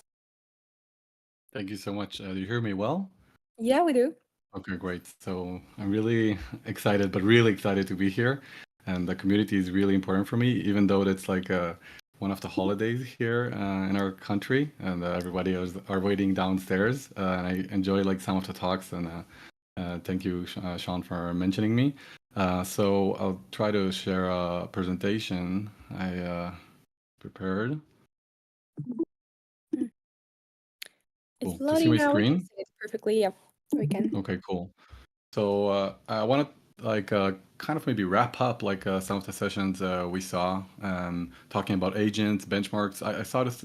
I was thinking, what can I share that be most interesting for what's gonna happen, and the path that AutoGPT took. So that's what I'm gonna talk about. So this is the high-level architecture for a Gen AI system. You probably think I'm kidding because it could describe anything, right? Input, output, in a system. But I'm actually not kidding, because I think like a lot of what we're doing right now is because we have a black box. And there are two really important things here. The two little circles, one in the input and one in the output. And we're trying to figure out for very different use cases, what should be the input, whether the data, the prompt, whatever, and what kind of output we want, and how can we broaden it or like squeeze it, like what's the variance that we can allow ourselves, and what's the guardrails, etc. And although this is very simple, this is how I see it. But I think this frameworks actually could fit for not only software 3.0, etc., but also for 1.0 and 2.0. I wrote a kind of a Medium post around May 22. Back then, people told me that I'm hallucinating. And I didn't invent software 3.0, but just like some of the things I wrote them, you probably are aware from Karpati. But I did do this diagram talking about like how I wanted to reframe how I look at 3.0. So this is from May 22, and I said that, okay, like software basically is like programming language that with an interpreter like compiler becomes a machine program. And then software 2.0 is about the idea that not only like you have a program which is like static, but now you have like data, and together with some programming, like regular language program code, you use an optimizer, okay, to generate a model, for example, a large language model. That's software 2.0. And then what I thought in 3.0 back then is that basically a lot of this is going like to merge in a way that we're still going to have the data, and the data could be like images that we see lately from GPT-4V or other things. But I think that could also be like streaming of data. It could be like input of and output of what we expect from our system. Okay, like I do see it as a broad way how things are going to evolve with the agents. And then there's, I believe, like almost always going to be natural language description. We can say if it should natural language, not necessarily like English or so, but just for simplicity, I do think like always, like almost always, we'll have some instruction from human in addition to the data, and then the agent is in charge to train a model maybe on the fly or use tools or whatever, and then like make both machine program with an LLM, etc. So that's how I look on it, and we're coming back to this diagram later. So that's why I presented it. And if you're familiar from Karpati's post, original one, 2.0, 3.0, etc., I added myself here, the 3.0. It wasn't there in the original diagram. Then what he presented that basically there is the space of program space, the complexity that shows like how wide is this space, or let's simplify it in 2-dimension, and what's the radius, etc. And then like what's special in 2.0 is that it's not like when you code, you don't get to one dot. Like in software 1.0, you actually get like an wider area, and you're trying to optimize over it. So I think the amazing thing with software 3.0 is that almost the entire program space is available for us, and I really like this simple view. But where there's no three-lunch theorem, the bigger the complexity, it's higher to get to what you want. Right, like now that our agent can get all around, and it's an open world almost problem, then you need to understand how you want to test them, how you want to benchmark them, and that's what I'm going to talk like very soon. But first, I want to say like, what are agents? I think like agent are the king of the software 3.0 in a sense that enables you to optimize through this program space and find what you're trying to achieve even online. So I will refer to as autonomous AI-based program capable of interacting with its configurable environment and tools to complete requested tasks. Okay, like I'm not sure. I think I wrote it, but it's not like any accepted one or definition or so. But I do want to say that I think like we saw in previous talks, it's like what I'm saying agent, but it could be a single one, like a super agent with agents or agent swarm.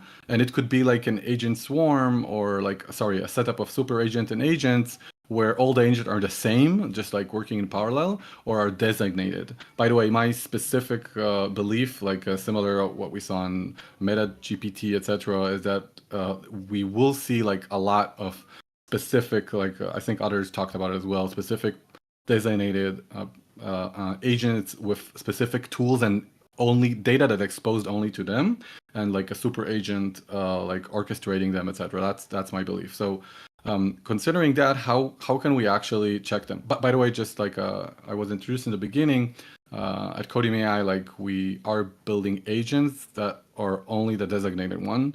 It will get us a while until we get to a full swarm working together. Okay, so how do we check that agent's actually working correctly? So I'm going back to this diagram, and I think with software 1.0, we basically used the term testing, like we do unit testing, integration testing, end-to-end testing. And then in software 2.0, at least for the part of the statistical model, although I think like I specifically, by the way, I developed an AutoML solution in one of the clouds. Although there was a lot of software around the statistical model, we still like the entire software needed to be checked as if it's software 2.0, although it has like different combination of 1.0 2.0. So started with data set and as something that would check the quality. The question, what could be for 3.0? And I want to give like a strong hint of what I believe. Notice that the input that is common for each generation is also usually what is also be used later to check the same generation. So if software 1.0 is like that, the entrance point is like programming language, we'll also use programming language, although there is data there as well. I didn't write it for the testing at least, to check it. And 2.0, there's a lot of data taking part, so we need to move to that part. And now 3.0, I think we're kind of like moving into a place where instructions are part of also the test, and data is also part of the test, okay? And maybe even an agent should be part of the testing, not only part of the of the software that is working. Okay, so I'm leaving an open question for. I don't have an answer, by the way, just like raising questions here. Okay, so maybe one way we can go is like sorry, I don't have in front of me the watch, to do give me like 2 minutes, 3 minutes before, if I may ask. So one way is to do like simulation with rewards. Like I think we saw that in the Voyager, right? Like and then we can use relevant, even like cool relevant, like reinforcement, like teaching, etc. Learning. Sorry. Another one is maybe like to have simulation, but actually having human, like I don't know, like trying to giving scores. Maybe that's what we're doing until today, like with AutoGPT or with some of the papers. I'm not claiming they don't have here some metrics, but maybe like open thing. Like I want to check like interaction between like LLMs. Maybe I don't have like a specific metric or what I'm trying to optimize. Like I'm trying to learn or let it evolve by itself or whatever. Again, I'm not trying to be very accurate here, just raising question. And then maybe the way to go is like benchmark with metrics, like we did with software 2.0 to some extent, but with relevant input and output. And I think that's what we're seeing here with AutoGPT, like taking, for example, maybe like could be used, and like MetaGPT, etc. And I think we're starting to see the signs of this kind of tests, way to check agents, like a bit like again, not being accurate here for the story. I'll explain why I'm doing this in a second. So for example, here you see a screenshot of OpenAI figure that shows how GPT-4 improved a lot above GPT 3.5 on many tests, many contests. Okay, so it's like kind of a benchmark where the metric is the y-axis is the percentile of contesters, etc. By the way, notice that the third from the left competition is called Codeforce rating, and it's the only one here related to coding, I think. And GPT-4 is doing quite badly, and it's interesting why, because we all love GPT-4 and we love using Copilot, etc. I guess like most of us. So how could it be like it's doing so badly? So I'm going back to the benchmark. That's the interesting thing. Maybe actually there is a benchmark here that can help us understand how can we go higher with this coding, coding contest. Maybe actually an agent is needed and not an LLM. And perhaps surprisingly or not, I don't know if many of you noticed, there was a system published by Google called AlphaCode that actually reached much above GPT-4 on this Codeforce rating. By the way, it's not a human eval like benchmark that we see a lot. I think that like has its problem. I don't want to get to it. It's in the it might be even part in the training set, etc. But you can see like how AlphaCode got much better percentile, let's call it like that, Codeforce rating. And one of the reasons is because they have a system and kind of actually even they have like kind of two agents working there in parallel. They have like a code generation agent and a code integrity agent. I'm not going to go into that. What I'm showing in the top right is their architecture. Okay, so like contests can actually show us that agent has a lot of thing to contribute and not only all about the LLM. So I'm 3-4 slides left. So let's zoom out at the same time zoom in, like focus on one use case, which is software development. And but look at a high level. So I think this is something I presented at and Sean's podcast. But I want to like do it shortly in case you missed and talk about it like a different angle a bit to what I discussed before. So like in software development, not software development, Gen 1.0. Like I think most of us, what we do is like we write some spec, even if it's very lacking, and then we implement, and then if we have the time, we do some testing, and that's what we do with the x-axis, with the time, and the implementation is executable, spec is not. And I think what we see in Gen 2.0 is that we have assistants that are helping us. Okay, we have assistants, that are helping us. For example, Copilot in the implementation, Coding AI, my company, and the testing mostly. We also are in spec, etc. But let's not get to it. But what I think will happen in Gen 3.0 is actually that we're going to lose the x-axis, and you can start anywhere you want with the spec, with the test, implementation. You can see that with AutoGPT and small dev and GPT engineer, etc. That you actually start with the spec, etc. And then I think that the thing is that not only that we will need to have like benchmarks to test this framework, where agents can help you to close the gap wherever you starting with the spec, complete the code. If we're starting with test, complete the spec and code. If you start with the code, complete the test and spec. And by that, what I mean is that even the benchmarks are going to get updated online. And maybe we actually need an agent that checks the agent. So maybe there's one agent that writes the code and the spec, and there's another agent that writing the benchmark, okay, the test, let's call it for now, as we go. So the coding agent can verify, okay, could verify that it's working as expected. So I think like we're going to see like the idea that the importance of benchmarking and testing and high level behaviors is going to be like extremely important, even for the future development of what AutoGPT. It's not going to be static like it is right now in the hackathon. I believe it's actually even going to be dynamic. Looking forward to the next year. Yeah, that's it. Thank you very much, and I'll happy to answer any question. Thank you for the session. And thank you actually for taking your time from the holiday time and not being with us for this half Really an my hour. pleasure. Guys, that's time to ask questions on in the chat on Twitch. I see that we have a lot of comments, but it's not really the questions. People, the most common comment I have is I love Codium. I'm using Codium. I love Codium. So that's the most common thing I got here. Thank you. That's not a question. Okay, guys. So if you have some specific question, please feel free to ask here in the chat. If no, let me ask you, Itamar, where we can connect with you after the stream in case we'll have some Codium related questions during the hackathon. Yeah, cool. So first of all, my own personal X is Itamar ITAMAR_MAR. It's a long story, related to ocean. I'm a skipper, if you know Spanish, etc. So ITAMAR_MAR. And also you can reach out, although I'm the CEO, I really love like talking to our users, our developers, clients. So you can find us on Discord. And to reach that, I think the easiest is to go to our websites. It's Codium, CODIUM.ai.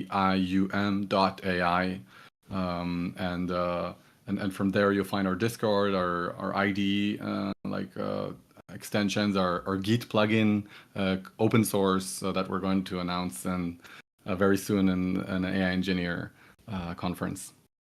Let me share the Codium website with people on sure. Twitch, so you will be able to access it. I can show that, by the way, if you want.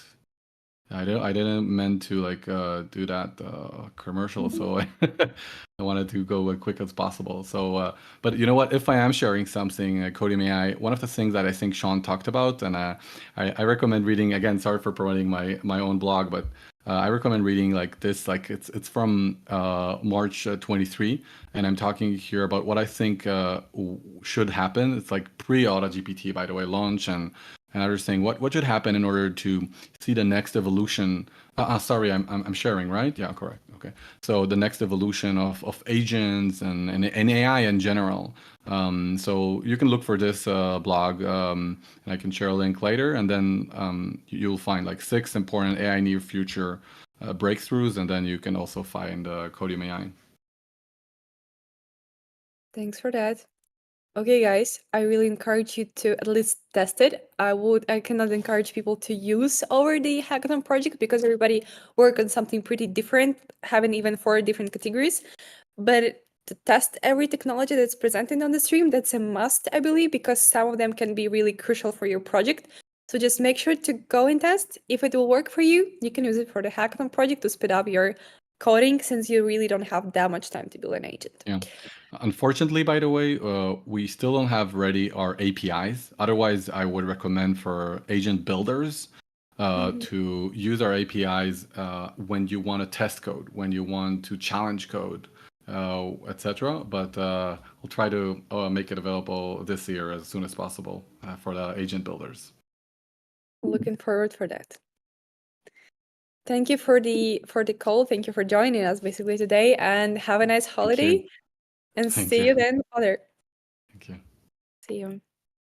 Alrighty, guys, and we have now the last session for today from the tech provider, from the tech creators that we will cover. And after that, I will move on to onboarding you into the challenge and technology. And for those who are new to the platform, I will also give you an update on what's the how to use the platform and how to use the Discord this time. Okay, so I'm excited to announce Meta GPT creators, which is Alexander Wu. So Alexander created basically the agent that allows you to do I would say it's a multitasking framework for agents. So you can use it basically for a lot of tasks, and I can list a few.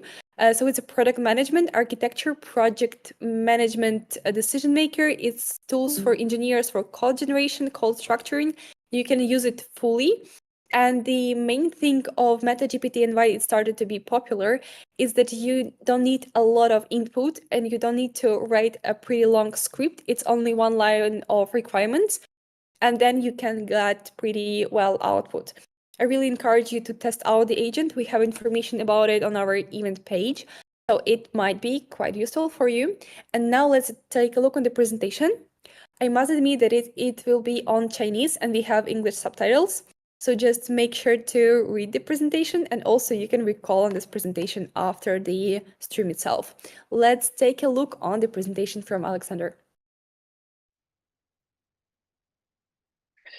Hello，大家好，我是 DeepReason 的创始人兼 CEO 吴成林。那今天非常高兴能受到 AutoGPT 的邀请，来到这个 Hackathon 现场，给大家做这个演讲。那由于我的英文没有中文这么好，所以说我还是以中文来做这个呈现。那我们今天演讲主题是 MetaGPT，让每一个人都拥有专属智能体。我先介绍一下我自己。在08年到12年，我在厦门大学读计算机。在10年的时候，我在用自动机学习炒股票，当时做了120个不同因子，那也通过这些因子之间的组合以及神经网络的选择，赚了几年的生活费。那我毕业的时候买了我真正属于我个人的第一台笔记本电脑。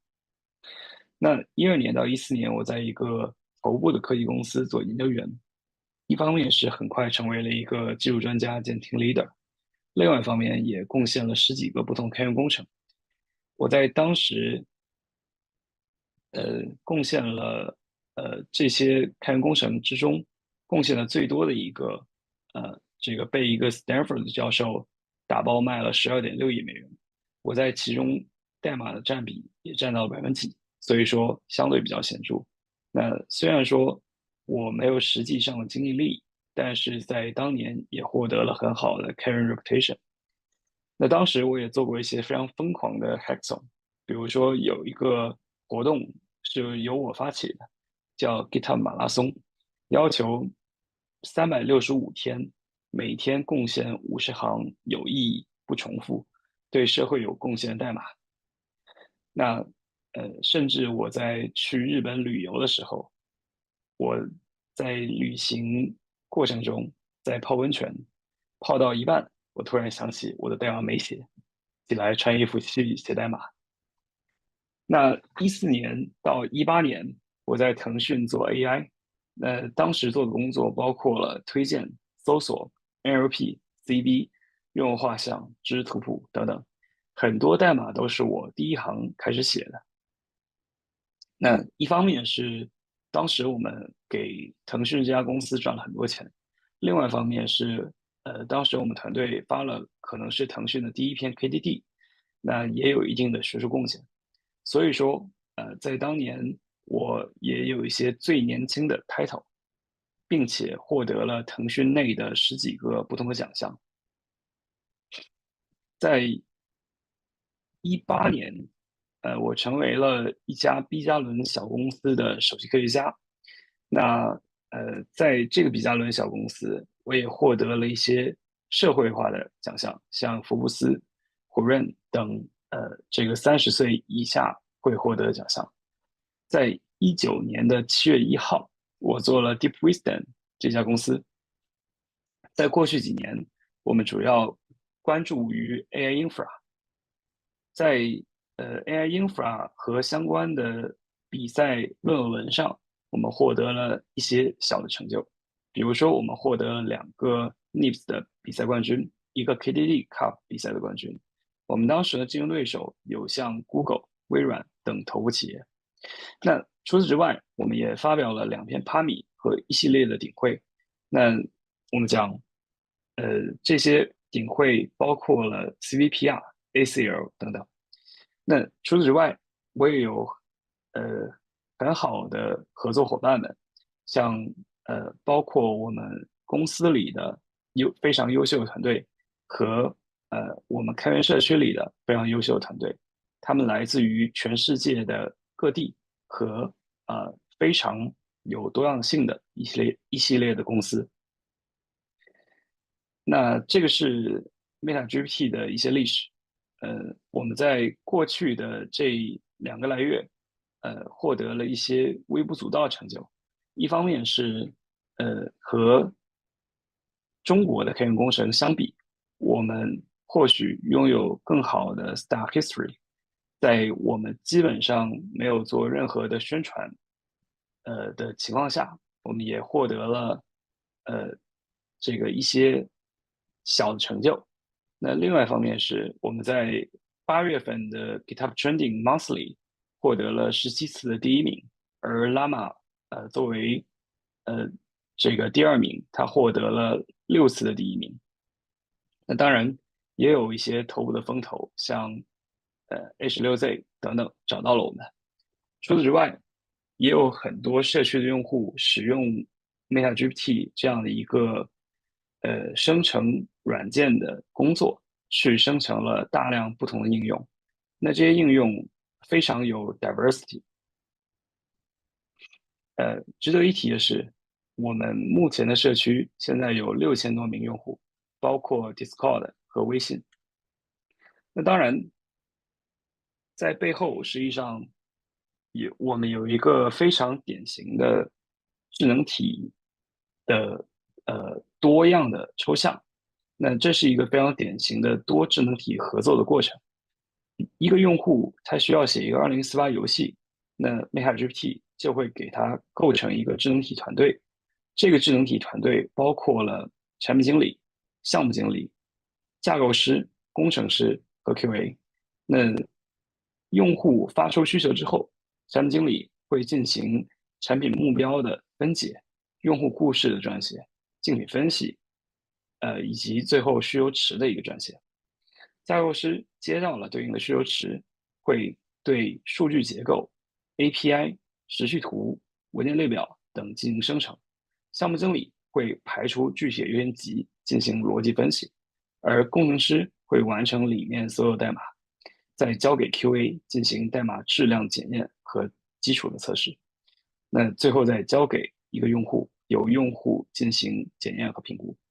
那这样的一个过程，实际上我们称之为是人类世界 SOP 的一个拆解和把 SOP 搬到数字世界的这样的一个工作。那这个 SOP 有多重要呢？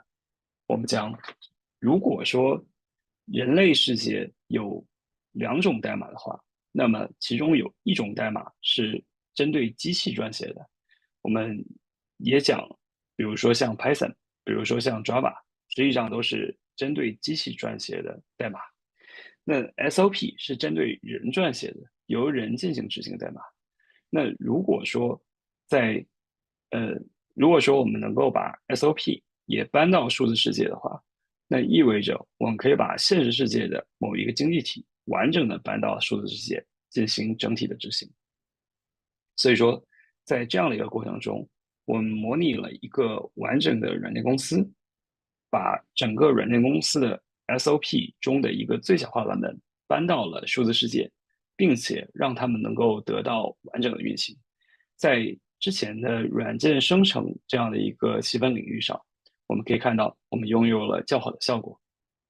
那因此，即使我们把这样的一个 SOP 放到更简单的任务上，比如说像 NBPP 和 Human Evaluate，我们也可以看到它拥有非常好的效果，比裸 GPT-4效果是要更好的。那当然，在这个过程中，其实 MetaGPT 它只是我们的一个开始，在这之后，我们讲更重要的是一个智能体社会。智能体社会包括了不同的角色，包括了不同的智能体职业，包括了不同的人格，不同的多样性。那以 OpenAI 的论文 Let's Verify Step by Step，其中提到了一个数据来说，人类社会总有1200种职业，这1200种职业我们会逐步的建模到我们的 MetaGPT 和 Agent Store 之中，并且让这些职业完成尽可能自然的互动，就像软件公司一样，我们在之后会建模电商公司、游戏公司，我们会把很多头部的经济体从物理世界搬到数字世界。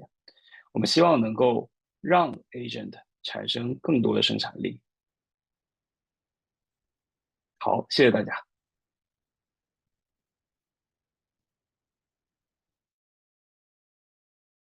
Thank you for the presentation, and I really hope that you will test MetaGPT and you will tell us your feedback.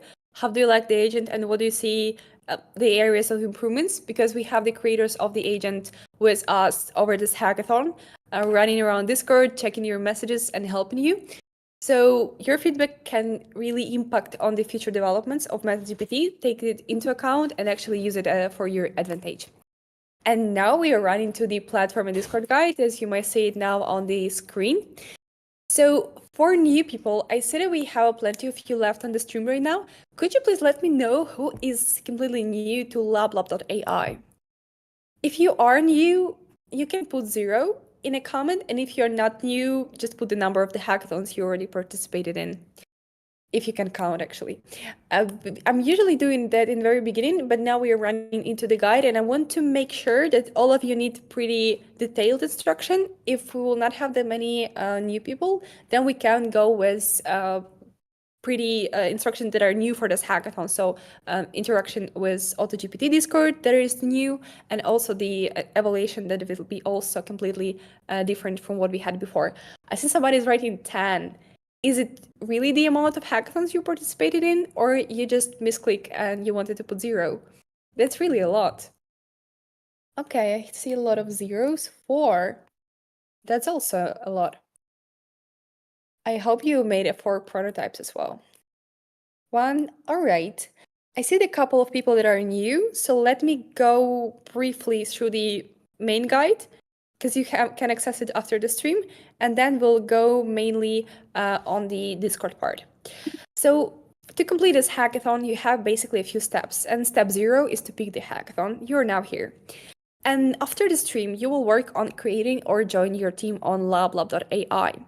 So for this, you will go on LabLab.ai, you will create your team using dashboard, or you will search over the teams that are already created, checking maybe their idea if they described, and basically join the team if you like the idea and you feel that you can put your expertise in their idea.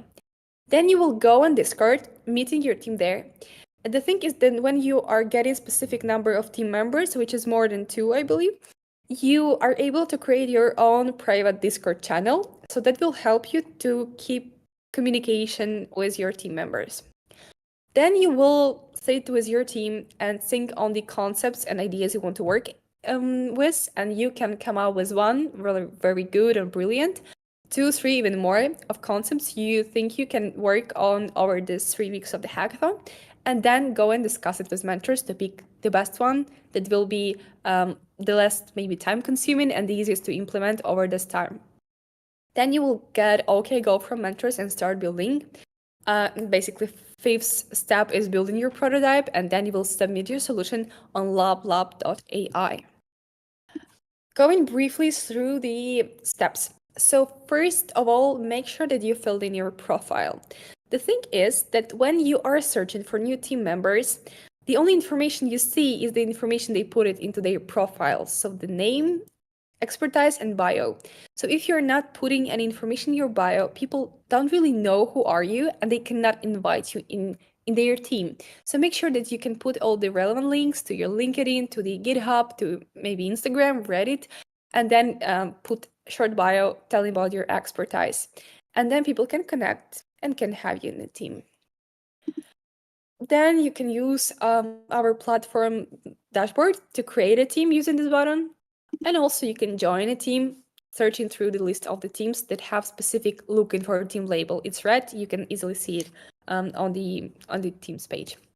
And there is also a nice filter option that you can filter teams by the amount of team members, time zone members have, and you can explore more basically there.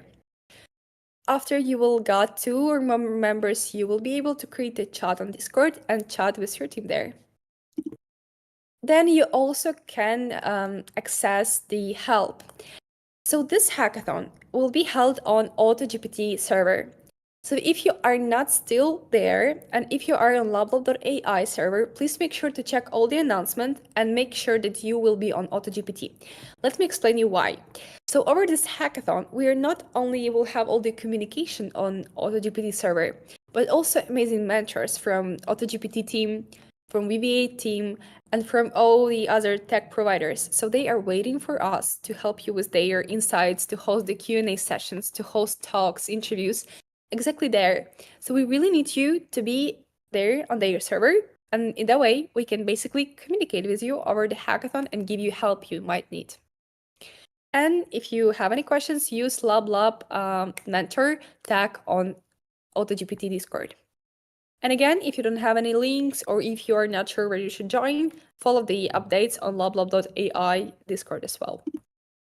Then we also have a chatbot on our LabLab platform that you can use, and it will basically ask you questions about yourself to fill in your profile and also might help you with joining, finding the team, and guide through the hackathon.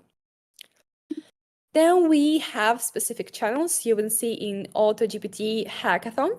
So in these channels, you can request mentors help. You can go and ask for help. I believe mentors channel is specifically for some requests to mentors if you want some sessions or if you want longer talks. I need help is for short requests. And looking for a team is to share your idea, share your projects, or share your expertise and ask who wants that in their team. And then we have Arena Hacks Q&As when we will host main Q&A sessions with you. So you will join these channels and you can basically have Q&As there. Now, the most exciting part, I believe. Thank you for sharing the Discord in the chat, guys. You can use this link basically to join. Talking about the evaluation. So evaluation this time will be a bit different from what we had before. This time, not judges will decide who is the winner, but the benchmark. So benchmark will run your agents through various of criteria, and there's a lot of them, and you can check whole list using the link that we have, the same link we will share on Discord and also in the event page. So all your agents in the end of the hackathon will be run through this benchmark, and based on the performance and on the results from the benchmark, we'll pick the winner. And also the human hand will be there, because if we will see some cheating on some of the agents, or let's say the copy-pasted idea of any sort of disagreement, we can discuss still with mentors from AutoGPT, VV8, and LabLab.ai. And also make sure to check our tutorials on how to use benchmark. Submitting your project to the benchmark is not the main part of your submission. You shouldn't do this to have submission completed, but it's a great way for you to test your agent before you will make a submission. So I would rather recommend you to test it a few times so you can see where is the gaps and what you need to improve with your agent over this time. But in the end of the hackathon, all the agents couldn't be improved, and we will be running all of them, their GitHub repos through the benchmark to pick the winner. All right, and moving on, we have prizes. This time, prizes pool is 30,000 USD in cash will be as a prize pool for the hackathon. And as you see, the grand prize will go to the general challenge price, which means that all the categories included will be in that price, and the winner will be the agent that will overperform everybody in the benchmark.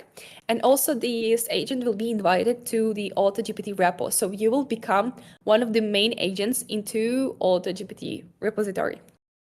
And then we have a 4 of challenges that are listed above, which is scrape and synthesize, made for data, web data generation, web data summarization and structure.